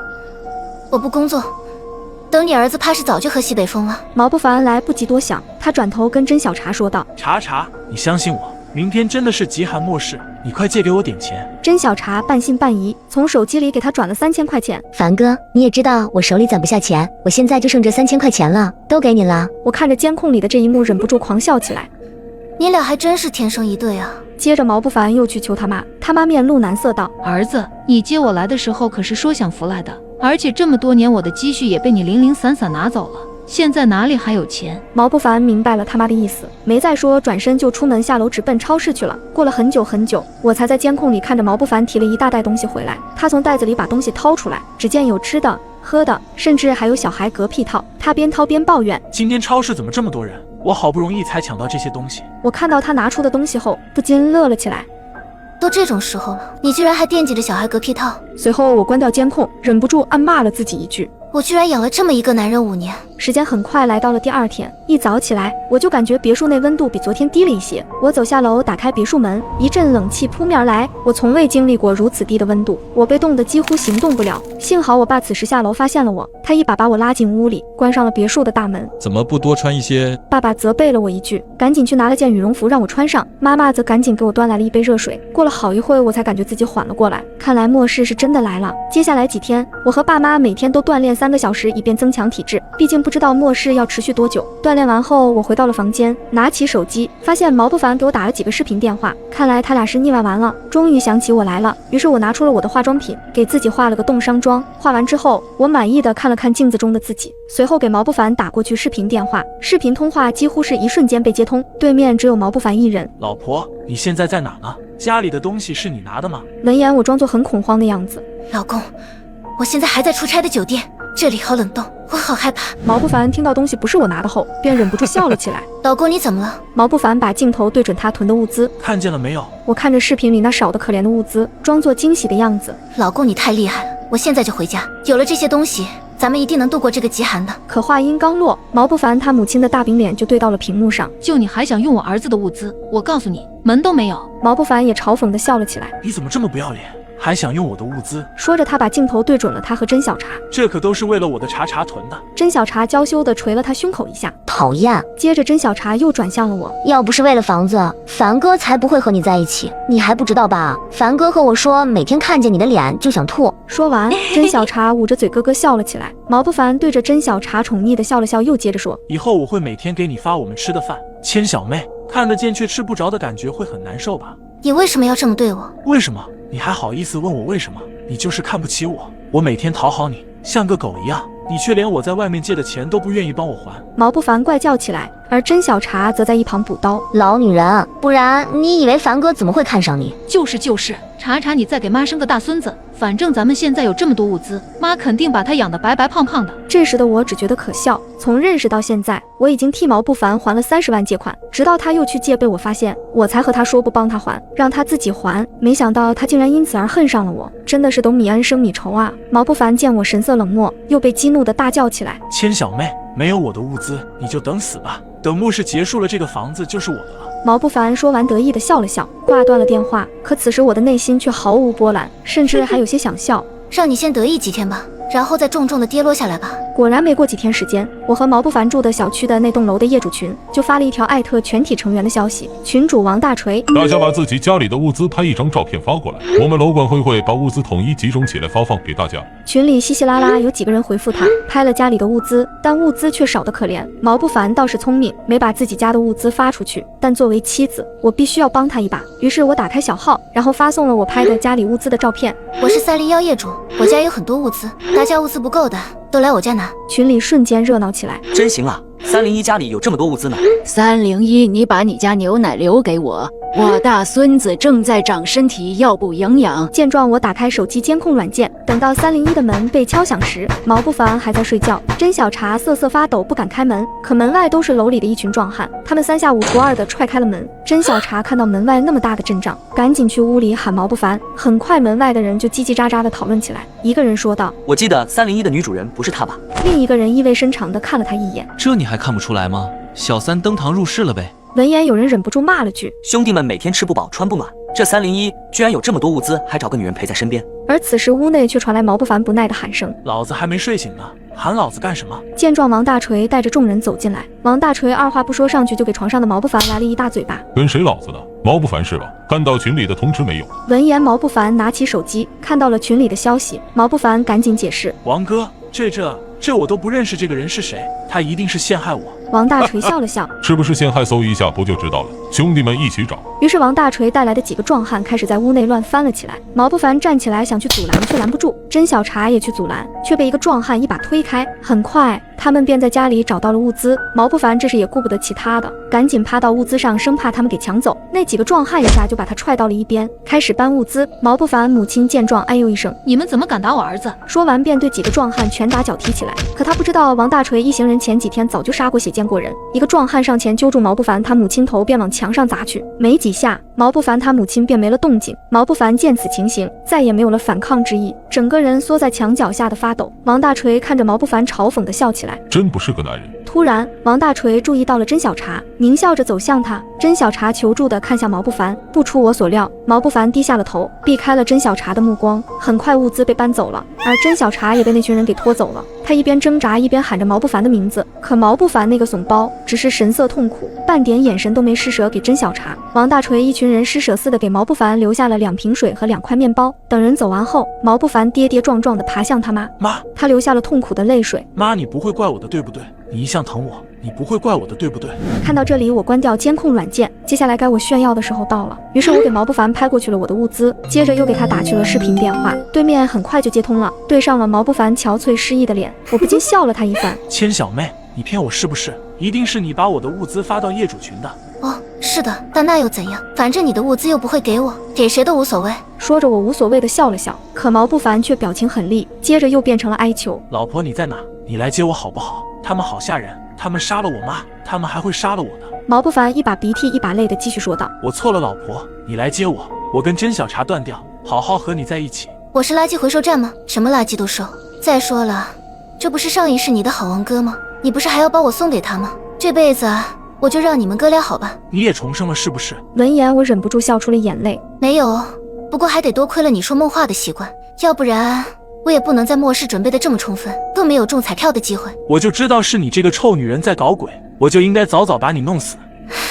太可惜了，现在看来你得死在我前头了。毛不凡好似想到了什么，他露出一抹狰狞的笑容。千小妹，无论你在哪，我都会找到你的。说完，他便挂断了电话。见状，我打开了监控，看到他在四处寻找，嘴里还念念有词：“臭女人，在家里安监控了是不是？”我看着屏幕变黑，便切换到下一个，屏幕变黑，又切换到下一个。我一共装了10个监控，此时还剩下最后4个。深夜，甄小茶回来了，她发丝凌乱，脸上更是有着明显的巴掌印，眼神充满着绝望，像一个破布娃娃。毛不凡看了她一眼，半点没有安慰她，反而埋怨她道：“他们就没给你点吃的？”甄小茶不敢置信地看向毛不凡。毛不凡，你还是不是个男人？他抓住毛不凡的衣服。你要是个男人，就去杀了他们。毛不凡一把把他甩开。行了，你要真是这么在乎这些东西的话，又怎么会和我搞在一起？毛不凡又继续往他心上扎刀子。你去把王哥陪好了，多换一点物资来，对你我都好。可他毕竟是毛不凡的白月光，此时毛不凡内心也有些心软，于是他打开床板，拿出了一个面包递给甄小茶。吃吧。甄小茶接过来笑了笑，可毛不凡却以为甄小茶终于想开了，欣慰地说了句：“你能想开就好，陪王哥他们一次换点物资又不亏。”甄小茶点了点头，多谢你，我一定会好好报答你的。说完，甄小茶便起身走了出去。看到这里，我不禁有些唏嘘，原来甄小茶也是个随时可以丢弃的人。第二天早上起来吃过早餐后，我又打开了监控软件，发现毛不凡家里竟然没有人。见状，我赶紧点开回放，原来甄小茶走后没多久，就带着王大锤一群人回来了，就在床板下。他向王大锤指认了毛不凡藏物资的地方。毛不凡此时还睡着觉，却突然被人一把薅起来扔到了地上。王大锤一群人搬开床板，又开始搬物资。毛不凡趴在地上，抱住王大锤的腿。王哥，你别拿我物资好不好？王哥，我老婆有很多物资，我在她手机里装了定位软件，我可以带你去找她。说着，毛不凡还打开手机翻到我给他发的物资图片，讨好地冲王大锤说：“王哥，我没骗你，我带你去抢来物资，给我一点就行。”闻言，王大锤若有所思：“你带路，要是敢要什么花招，老子第一个杀了你。”毛不凡赶紧开口：“王哥，咱们今晚就走，带上甄小茶。”看到这里，我内心有些烦躁，忍不住想大爆粗口。幸好我早就把别墅给改装了，他们想进来门都没有。于是我把这件事告诉了爸妈，可爸爸却只是亮了亮末世前买的弓箭道：“不怕女儿，他们进不来的。”妈妈还是一向谨慎。末世不知道什么时候结束，弓箭咱们能不用就先不用。千小妹不是说给他们换成劣质不保暖的羽绒服了吗？咱们就给他们泼上几盆水。闻言，我目光一亮，外面这个温度，要是被泼上水，他穿的再多，都只会成为他的负担。自从上次听到毛不凡和王大锤的计划后，我和爸妈便轮流守着别墅的监控。果然，他们很快就来了。我和爸妈各端了一大盆带着冰碴子的水，站在梯子上，借着院墙隐藏自己。我看着手机里的监控软件，发现少了甄小茶，于是我很快便了然，这甄小茶恐怕是凶多吉少了。但我还是问了一句：“甄小茶呢？”那臭女人居然半夜想偷偷带着我们的物资跑。说着，毛不凡还与王大锤相视一笑。我们自然是把他咔嚓了。闻言，我一阵反胃，这二人真是死有余辜啊！说完，毛不凡和王大锤二人便开始拿刀砍门，边砍毛不凡还边大喊了起来：“千小妹，赶紧把我们请进去！”说着，他亮了亮手中的刀，不然到时候有你们好看。见状，我一声令下，泼水。爸妈动作一致，2大盆水从天而降。毛不凡和王大锤猛地被倒了一脸冰水，他们二人猛地打了个激灵，很快刺骨的寒意便开始侵蚀他们。毛不凡站在门口，只感觉越来越冷。芊芊，小妹，救！很快，毛不凡和王大锤二人开始脱身上的羽绒服。我知道这是遭遇失温症死亡之前的反常脱衣现象。随着二人衣服越脱越少，场面有些惨不忍睹。于是我赶紧关掉监控软件。辣眼睛啊，辣眼睛！时光荏苒，这时狸毛不凡事件后已经过去了2年后，我像往常一样穿着厚重的羽绒服，打算去院子里跑步。可刚一打开门，我就感觉有些不对劲，怎么今天出来还出汗了？我意识到什么，向房子里跑去。这时只见爸爸正在调试着收音机，很快收音机传来一阵嘈杂的声音，然后逐渐传出了人声：没有一个冬天不会过去，没有一个春天不会来临，我们终于冲破了黑暗，迎接来了新的春天。听到这里，我知道黑夜已经过去，春天终于到来了。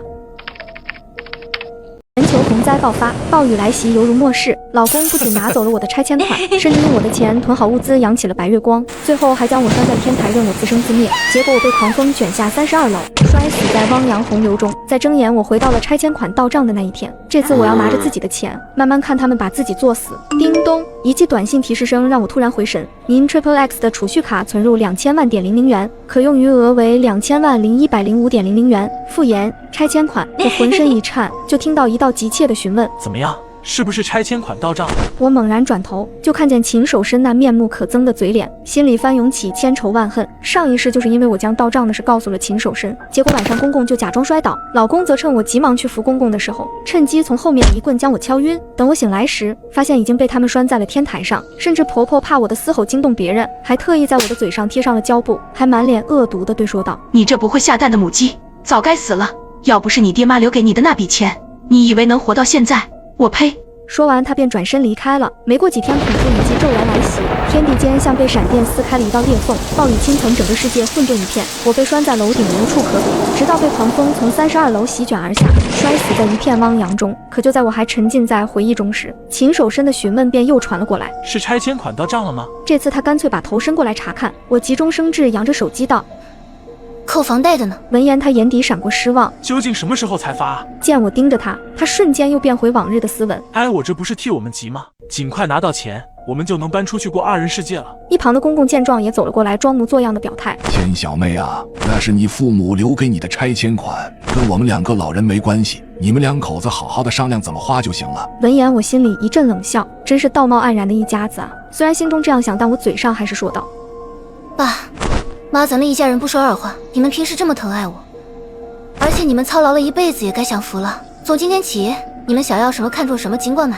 有我这番表态，3人都是抑制不住的狂喜。接着3人竟直接离开，兴致勃勃地去看车了。见他们离开，我也开始着手做准备，因为还有不到1周，那个毁灭性的雨季就要开始。上一世雨水泛滥导致洪灾爆发，造成了淹没7层楼的惨状，所以房子一定要越高越好。于是我乔装打扮了一番，全款拿下了31、32层的2套房子。接着我又拨通了一家装修公司电话：我有一套房子，需要把31层和32层2套房子打通成一个超级大平层，并且所有墙体要求嵌入防钻钢板，而且房子一定要做好防潮、防水、保暖、水电、排水、通风等功能，然后娱乐和健身等设备都要加上。装修公司老板听到我要求，立马高兴道：老板可以的，工期是2个月。闻言，我皱起眉头道：不行，我下周就要入住。装修公司老板瞬间瞪大了眼睛：那不好意思，做不到。闻言，我淡淡开口：加20万。老板立马眉开眼笑： No problem， 没问题，包在我们身上7天足矣。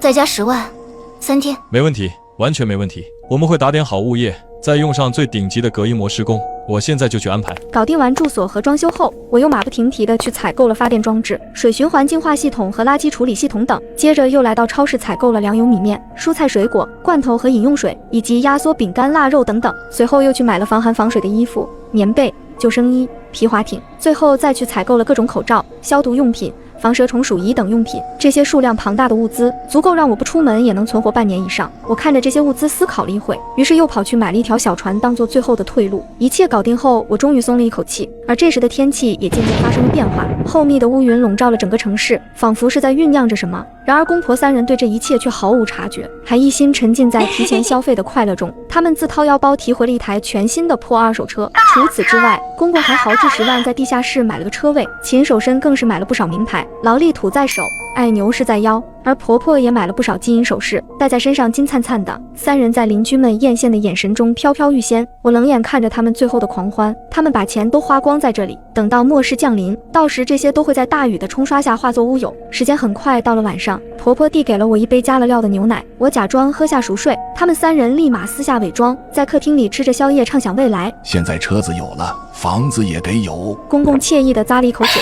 那套别墅我和你妈去看过好几次了，喜欢得很。等你婆娘那钱一到就拿下。而一旁的婆婆则眉飞色舞的道：不仅房子要有，孙子也得要有。你外面那个是不是怀了？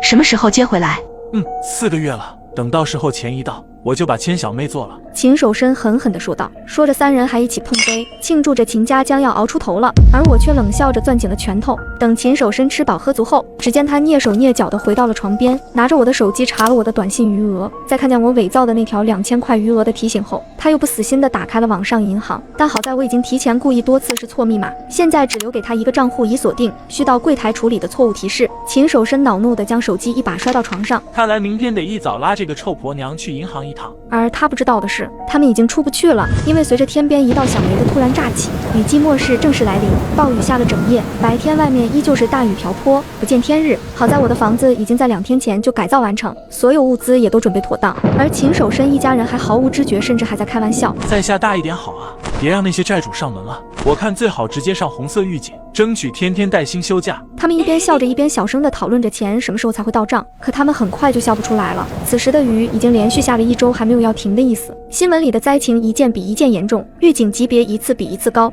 而在他们的挥霍下，冰箱里的囤菜已经所剩无几。不好了，车库被水淹了。忽然公公秦守一拍大腿，哀嚎一声。闻言秦守申和婆婆也慌了，连忙凑到他的身旁查看物业发来的照片。下一秒，只见婆婆发出哭天喊地的叫声：造孽啊，这车还没有开过，保险也还没买就泡水了。而一旁秦守申则身形摇晃，脸青唇白，仿佛天塌下来了一样。看着三人痛苦的表情，我的心里一阵痛快。突然秦守申像抓住救命稻草一样看向我，老婆拆迁的钱一定要到啊，现在就指望你了。此时的暴雨正如瀑布般倾盆而下，外面已经成了雾蒙蒙的一片，屋内的墙壁和地上全都是湿哒哒的，空气中也都是发霉的味道。电视里24小时播放着全球的灾情播报，大坝决堤，山洪倾泻，无一幸免。看着各种灾害已经到了前所未有的警戒级别，秦守申终于反应了过来，得去囤点吃的。妈，你赶紧问千小妹拿点钱，出门买点物资。而我则适时地出现在了门口，并且将2大箱物资放了下来。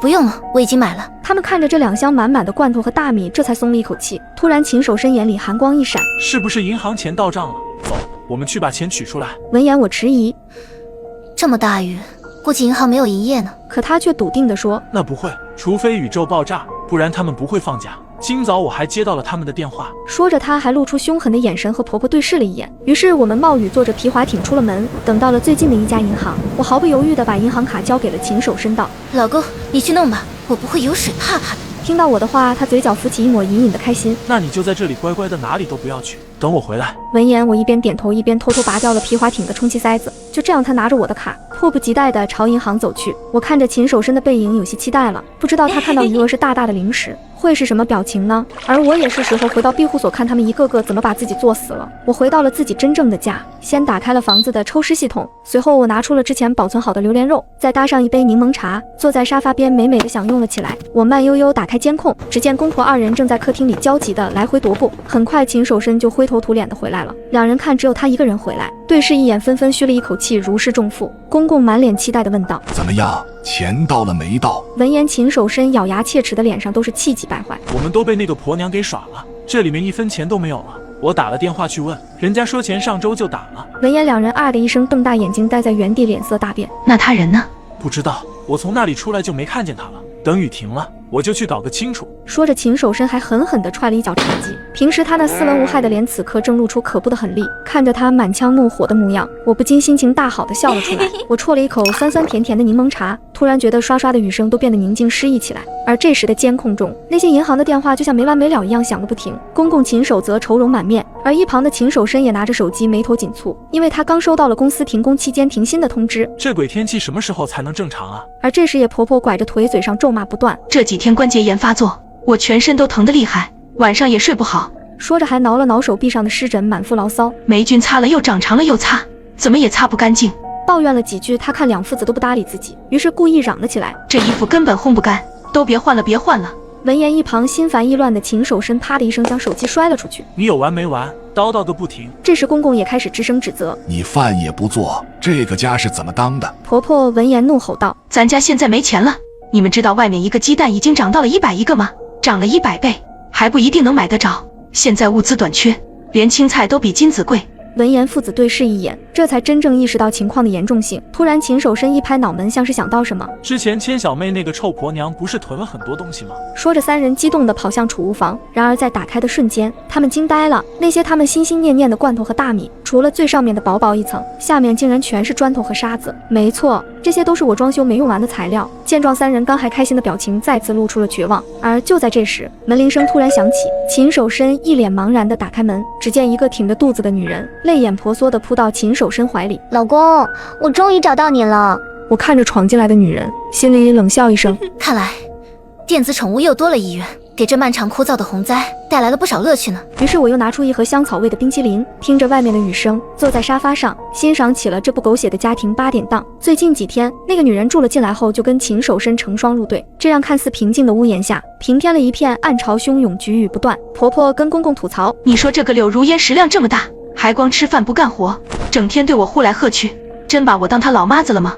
说到激动处，还踢了公公一脚。你看她整天白吃白喝，要不是看在她肚子的份上，我早把她扫地出门了。可公公压根不管家务事，根本无法共情，反而还责怪道：要不是你当时偷懒不仔细，我们怎么会被柳如烟那个臭婆娘骂，还搞成现在这副样子？婆婆瞬间哑口无言。我看着将家里闹得鸡犬不宁的柳如烟，开心的掩着嘴大笑了起来。往后的日子里，婆婆整天指桑骂槐，故意对柳如烟摆脸色。很快，他们几人连仅剩的几个罐头都吃完了，眼看又要弹尽粮绝了。婆婆无奈只能搜刮了家里一切贵重的东西，去附近人家求着换吃的，包括秦守身珍藏的那只劳力兔。结果被柳如烟发现了，于是她偷偷告诉给了秦守身。秦守身闻言火冒三丈，得跑去质问：谁准你拿走我的手表？闻言，婆婆不甘示弱，破口大骂：不卖这个吃什么？吃空气啊！你带回来的这个玩意一张大嘴就要吃2份。柳如烟闻言却淡漠地说道：可是阿姨，你怎么不拿你的金银珠宝去卖啊？听到她的话，婆婆瞬间心虚晋升，而秦守身闻言火气更甚，直接将她赶出了门。而公公则只在露台上研究着一滴水从万米高空掉下来会不会砸死人。我看见这一幕，冷笑一声，抛了抛手上的罐头道：看来只差一把火了。而被赶出来的婆婆则坐在楼梯间里哭得凄凉，直到天黑。她实在饿得受不了了，于是一抹眼泪，开始一层一层楼的去敲门讨食物。就当她气喘吁吁地爬到了18层时，她的双眼猛然瞪大，只见台阶上赫然放着一个肉罐头。而另一边，因为婆婆没回去，公公和秦守身不会煮饭，只好由柳如烟煮了一锅比水还稀的粥。结果喝下去没多久，三人又饿得咕咕叫。就在这时，婆婆回来了。她刚进门，柳如烟就像条小狗一样的在婆婆旁边嗅来嗅去。见状，婆婆脸上闪过几分心虚，只见她大手一挥：妈呢？滚开！而柳如烟突然一阵反胃恶心，大喊道：是肉，你吃了肉。闻言，婆婆立马慌张起来，两父子顿时一拍桌子。只见秦守身语气阴沉：什么意思？你把我们3个丢在这里，一个人在外面吃香喝辣了，说你是不是在外面藏了什么好东西？婆婆顶不住压力为自己辩解：我是在楼梯间捡到的一个肉罐头，因为我肚子实在是太饿了，所以我就先吃了。我看着监控中他们一副不相信的表情，心道：问我可以证明他确实是捡的。而婆婆吃独食的举动彻底惹怒了父子俩，于是他们再次将婆婆赶了出去。要是没有讨到食物，你别想踏进家门一步。婆婆拖着沉重的身子，在楼梯间不断的上下来回，祈求还可以遇到天赐的食物。可这次幸运不仅没有再次降临，甚至因为在楼梯间过夜，她整个人还被冻得面色惨白。而柳如烟见这已经没有油水了，于是留下一张娃不是你的纸条后，就卷走婆婆所有的首饰跑路了，气得秦守身当场呕出了250升血。而这时公公两人才想起婆婆，他们在18楼找到了她，才短短3天，之前生龙活虎的婆婆这时已经面青唇白，趴在床上动弹不得。这时的公公终于怒了：就是你被你媳妇耍得团团转，还养了个这种货色的婆娘，不然我们怎么会沦落到这种地步？而吃饱喝足的我此时正靠在沙发边，饶有趣味地看着他们如同困兽之斗般拳脚相向。打吧打吧，把最后一丝力气也花掉才好呢。此时已是雨季来到的第35天，外面的雨依然铺天盖地的下，整个城市都已经停止了电力供应，到处陷入了一片黑暗，唯独我的房子依旧明亮。不过我用了数层不透光窗帘覆盖，所以屋子看起来跟别人的并无异样。因为最近运动量太少，于是我从跑步机下来，给自己弄了一顿沙拉，然后打开监控继续看这两父子荒野求生。没了婆婆的操持，这时的家里满墙满地都是水渍，所有的家具物件表面都附着一层厚厚的霉斑，上面飞舞盘旋着小虫子。而这时饿得没办法的两父子决定暂时和解，分头去找食物填饱肚子。秦守身站在楼梯间，看着浑浊的积水，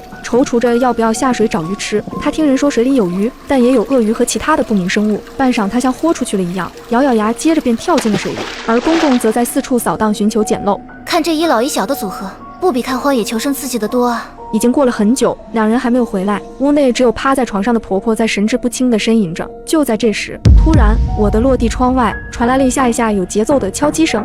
听到窗外的声音，我的心莫名一紧，会是谁呢？于是我关掉所有的照明，慢慢地靠近窗户。我小心翼翼地掀开窗帘的一角，却看见夜色中公公那张惨白狰狞的脸。他从楼顶探出半个身子来，拿着一根长棍死命地往我玻璃敲打，嘴里还不停地咒骂着。见状，我不由得后退了一步。虽然玻璃镀过膜，他看不见我，但我还是有些吃惊。他怎么会跑上楼顶，还试图想闯进我这里？但我的玻璃都是防弹级别的，他不可能损坏半分。于是我干脆直接拉开窗帘，冷眼看着他在风雨中改用砖块拼命砸我的窗户。就在这时，天边一道雷声乍起，只见他身影一晃，差点就掉了下去。惊魂未定下，他无奈只能将身体蜷缩回去。见状，我打开手机查看监控，想看看他是怎样来到顶楼的。原来公公来到31层，见楼梯通道被一道厚重的装甲门堵住，于是他从空置的30楼一路沿着水管爬到顶楼的。可现在的楼顶我只放了一艘小船，监控里公公冒着大雨草草检查了一遍小船，没有发现物资，他就试图从楼梯通道离开，却发现那扇门被锁住了的，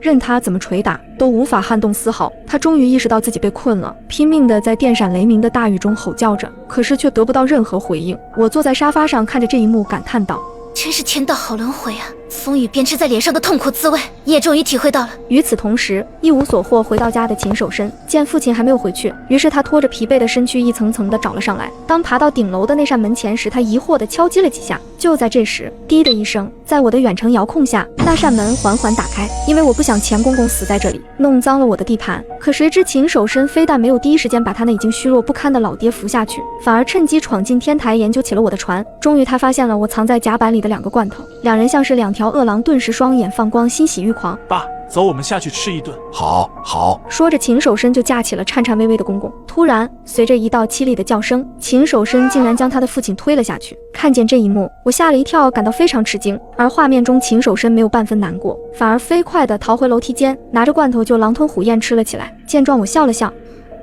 还得是你秦守身啊。果然没有辱没你爸给你取的这名字。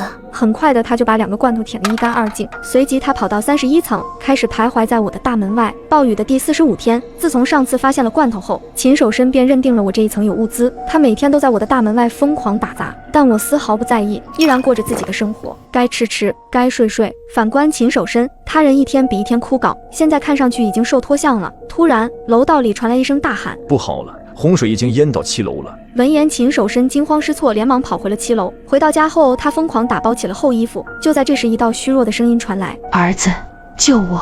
儿子，救我！你不能丢下我不管啊，儿子！而秦守身仿佛没听见般，扛起了一床棉被，看也不看他一眼，就决然地冲出了家门。看着婆婆那面如死灰的神情，我不由得冷笑一声：你没想到有一天会被自己含辛茹苦养大的儿子像垃圾一样随手丢弃吧？而此时的婆婆则瞪着双眼，认命的被洪水渐渐淹没。自此，秦守身便带着棉被赖死在我家门口不走了。现在的他别说捕鱼，就连取火的力气都没有了，只能蜷缩在被子里发着抖呻吟着。到了第53天，此时的秦守身已经连呻吟的力气都没有了，眼看就剩下最后一口气了。见状，我适时打开了门，视线相撞，秦守身那双涣散无神的眼睛猛然睁大，眼里满是恐惧和难以置信。震惊过后，只见秦守身用尽力气朝我伸出了手，扭曲的脸庞上聚集了迷茫、痛苦、悔不当初和乞求。他嘶哑着嗓子喊道：小妹，救我！闻言，我站在原地道：我还是喜欢你当初追我时那副桀骜不驯的样子，要不你恢复下？还有，为什么当初我对你这么好，你却想害死我？回答我。另外，请收起你那悔不当初的眼神，你看看你现在，不仅害死了自己的父亲，还害死了自己母亲。你现在这副样子，不过是知道自己快死了，装出来给我看的罢了。所以你说你为什么还有脸活在这个世界上？听到我的话，秦守深的瞳孔猛然放大，伸出的手也随之颓然落下。渐渐的，秦守深便没了任何的声息。在秦守深死后不久，漫长的雨季终于结束了。随着洪水的退去，有关部门开始调集力量，率先进行了大规模的细菌消杀。劫后余生的人们此时也重新走出了家门，迎接太阳。而我除了留了些必要的生活物资外，便把所有的口罩、药物、消毒等医疗用品都捐了出去。我在做义工时，还看见了柳如烟。此时的她已经被人救起，但现在的她已是瘦骨嶙峋，面容枯槁。她默默地坐在路边，正抚着平坦的小腹，默默流着眼泪。而随着这场漫长的雨季过去，我的仇恨也随着她一起消失。她抚平了我的不甘，只留下了我对自然的敬畏、感恩和珍惜。此时的世界急需重建，而我的人生也急需重建。但我相信一切都会好起来的。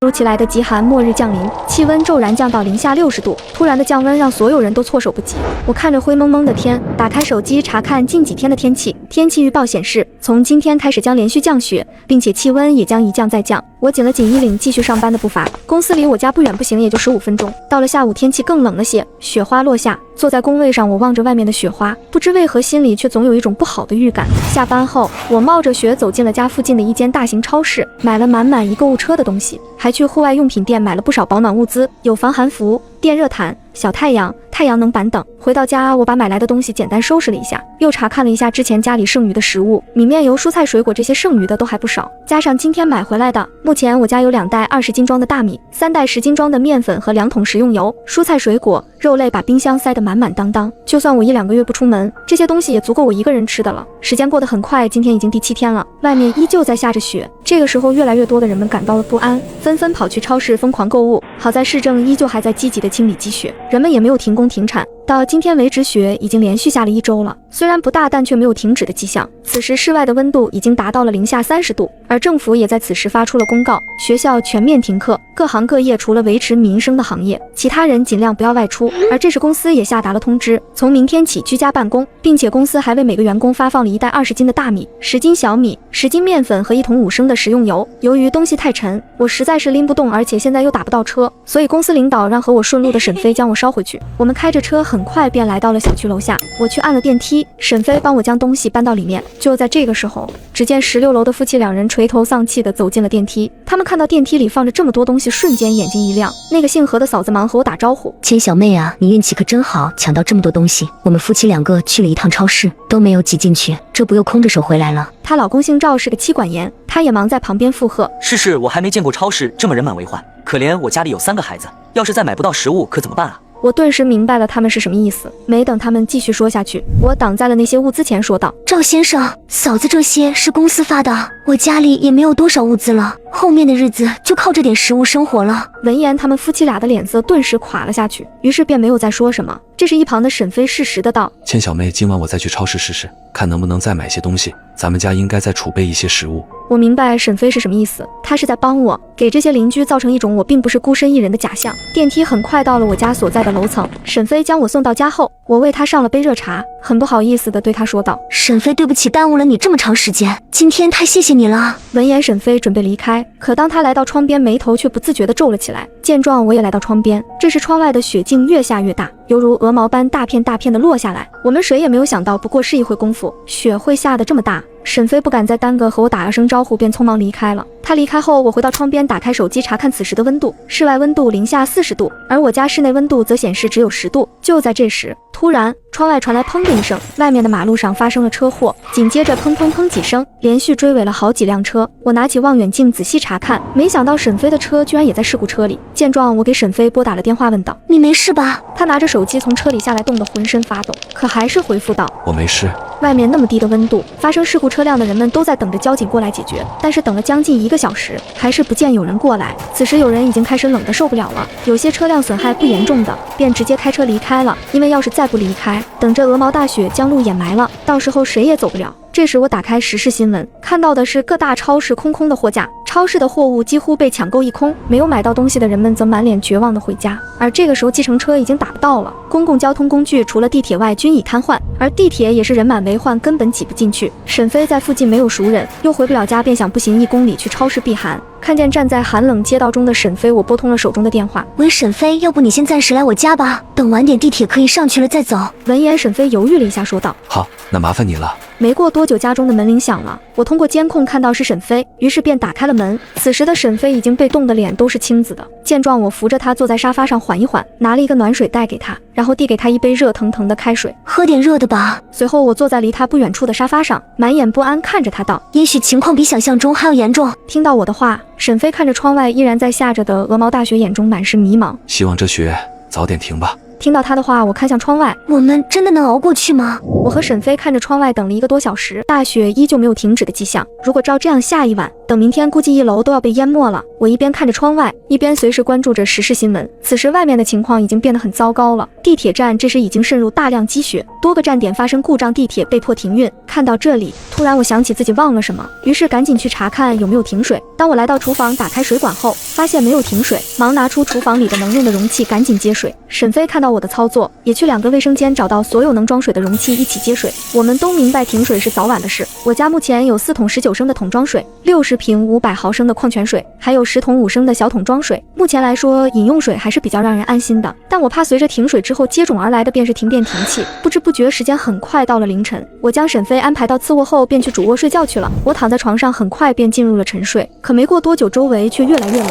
最后实在冷得受不了，我被冻醒了。我紧紧地裹着被子，打开手机查看气温，室外温度已经到了-60度，再看下室内温度，此时已经零下了。看着温度，我瞬间清醒过来，我知道此时供暖已经停了。我哆哆嗦嗦地下了床，从衣柜中拿了一床电热毯，但想到隔壁的沈飞这会估计肯定也冻坏了，于是我拿着电热毯敲响了隔壁的门，但是敲了好一阵子并没有人应答，我的心中瞬间有了不好的预感，于是我推开了门，走到床边，发现沈飞他依然一动不动。我晃了晃他，沈飞，你醒醒，我给你送电热毯来了。可他却依旧一点反应都没有。我心道不好，用手附上他的额头，发现烫得厉害，我继续叫他，甚至使劲掐他的人中还有脸和脖子。终于他迷迷糊糊有了醒来的迹象，我忙拿来退烧药塞进他的嘴里，趁着他醒来，我给他铺上电热毯，然后又拿来一床厚被子压到他原来的被子上。忙完这些，我让他躺了回去，结果没过多久他又睡了过去。回到房间，我看着窗外，打开手机查看了一下此时的温度，这时室外温度已经来到了-68度，没想到短短的时间里温度竟然下降了8度。这时才到凌晨4点多，我打开微信进入业主群，里面99家的消息令我睁大了眼睛，太多人被冻醒了，纷纷向物业质问为什么供暖停了，而此时物业也做出了回应，因气温太低，供暖系统出现严重故障，只能暂停，目前正在抢修。我躺在床上紧紧地裹着被子，看着群里的消息，再也没有了睡意。而此时群里的消息不停地冒出来，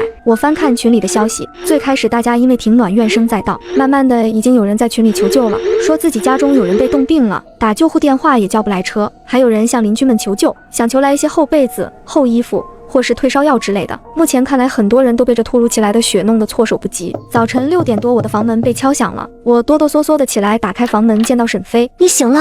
闻言，沈飞点了点头。我们来到客厅，沈飞拿出手机调出目前的温度，室外-78度，室内-22度。我们不能继续这样下去了，就算穿得再厚，这种温度也会冻死人的，我们必须想办法取暖。沈飞直接说道。闻言，我点了点头，对他说道：目前我这里的保暖工具只有小太阳，还有那2张电热毯，但它们的作用微乎其微，毕竟温度不会停止下降。食物和水倒是还有很多，起码够我们2个支撑2个月。我刚才检查过，现在已经停水了。我毫无保留的话，让沈飞感受到自己被信任，心瞬间变得暖暖的。我们可以制作一台简易的炉子，将家具劈开来烧，应该可以撑一阵子。沈飞提议道。炉子你会制作吗？我问道。闻言，沈飞点点头。我可以将空调或者冰箱的铁皮拆下来，制作一个简易的炉子。有了炉子之后，我们不但可以取暖，还可以做饭烧水。听到沈飞的话，我点了点头。随后我和沈飞一起吃了些饼干当做早餐，便开始着手准备制作炉子。就这样，沈飞干着主要的活，而我则给他打下手，折腾了整整1天。傍晚时分，那个简易的小炉子终于做好了。这个小炉子是圆筒形的，炉子上方有一个小烟囱，我们将炉子安置在次卧，然后把烟管从次卧的空调洞伸了出去，接着用胶带将洞封死。最后我们又搬来了一张简易床，这样我和沈飞可以1人1张床分开来睡。一切做完后，我躺在床上，而沈飞则往炉子里填进去了一些木材。慢慢的，小屋暖和了起来。晚上9点，这时室外温度已经到了-83度，室内温度-22度，雪依然还在下，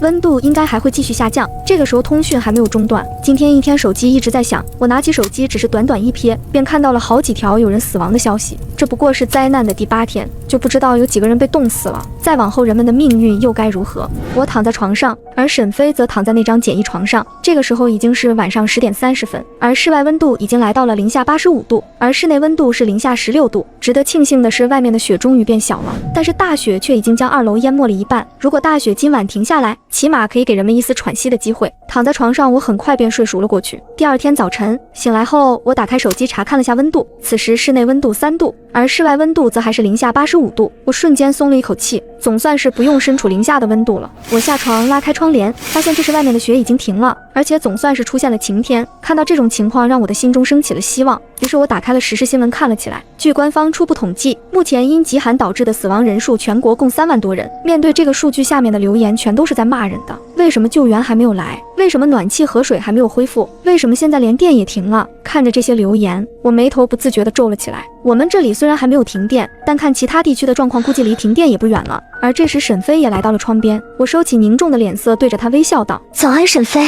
他看着站在阳光下微笑着的我，脸上竟然有了几分不好意思，于是不好意思地扭过头，跑去给炉子里填了些木材，让火烧得更旺了些。我们的木材最多还能支撑1个多月，如果到时候天气无法回暖，或是等不来救援，恐怕会……沈飞说到这里停顿了下，听天由命吧，多活1天算1天。我尽量让自己的语气轻松些。你不怕死吗？听到他的话，我将视线看向窗外的阳光。怕有用吗？既然没用，何必要让自己置身于焦虑之中？说完，我将视线重新放在了沈飞身上。我平时就是这么提醒自己的。闻言，沈飞笑了笑，不错的办法。可就在这时，几声重重的敲门声传入我们的耳朵。你别动，我出去看看。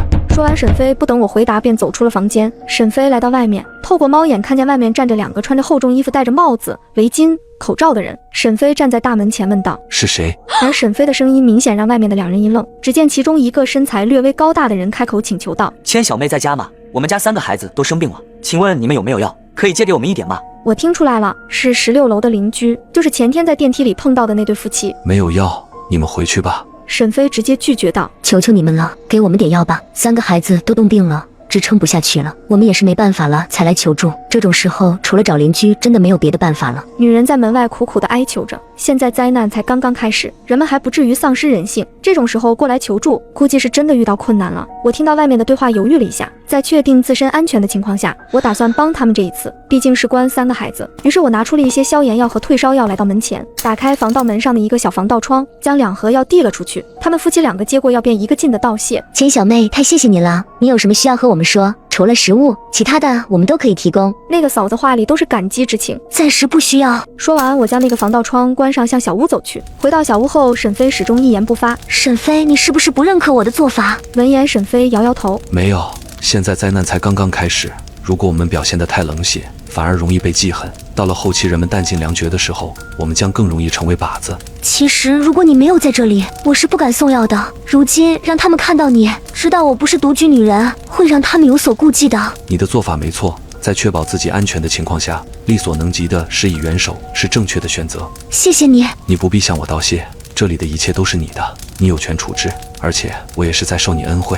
沈飞说完后便不再说话，时间就这么平静地过了10几天。这时室外温度依然是-85度，这个温度保持了好几天了，并没有继续下降。而就在几天前，电已经停了。随着停电停完，我变得无所事事，只有靠着睡觉来打发时间。而沈飞他却每天都会检查一下家里安全问题，然后便是做饭和打扫卫生，像极了在伺候我的老妈子一样。如果这些事都做完了，他便会躺在床上看书。可好景不长，就在这天，我们围在炉子一边喝粥一边聊天时，突然门外传来一阵门锁的声音。沈飞，你有没有听到什么声音？我看向沈飞问道。闻言，沈飞皱起眉头说道：不好，可能有人敲门，你在这别动，我出去看看。说完，沈飞拿着一把剁骨刀朝门外走去。当他来到门口时，却发现门锁已经被人弄开，而此时门外的人甚至已经将门推开了一道缝隙。见到门被推开，沈飞快步上前，一把将被推开的门关严实了，然后冷冷地开口道：滚开！而门外的人哪里会受威胁，举起斧头菜刀便朝着门用力劈来。他们边劈还边骂：快给老子开门，将所有食物都交出来！否则我劈了你们！我在房间听到外面的一切，整个人都吓懵了。门外有好几个人，沈飞再厉害也不是对手。我强迫自己镇定下来，随后拿起刀跑到沈飞身边，准备和他一起面对。没过多久，防盗门在他们的破坏下，终于撑不住被彻底打开。接着只见5、6个人拿着武器向我们冲来，沈飞反应很快，用剁骨刀先劈中了其中一人的胳膊，接着又迅速掏出身上的另一把匕首，扎进了另一个人的身上。而此时一个身材高大的人举着菜刀向我劈了过来。见到有人朝我劈来，我下意识地闭着眼睛胡乱地挥舞着菜刀，可就在对方的菜刀要落到我头上的时候，突然那个人被人从后面刺了一刀，瞬间倒在了地上。我睁开眼睛认出了我的是谁，是16楼的夫妻。沈飞的战斗力很强，在16楼的夫妻和我的配合下解决了剩下的几个人，但那对夫妻中的男人却受了重伤。我们忙将他们夫妻2个救进屋里，可那夫妻俩这时却极度虚弱。没过一会儿，那个男人便咽了气，而女人则在一旁崩溃地哭着。她强撑着最后一丝理智，对着我们哭诉道：千小妹，我也快不行了，今天我们夫妻2个是强撑着过来帮忙的，我们很早就病了，家里也一点食物都没有了，请你们收留我的3个孩子吧，求求你们了。说着便猛地开始咳嗽起来，她咳得很厉害，咳着咳着竟喷出了一口血。嫂子，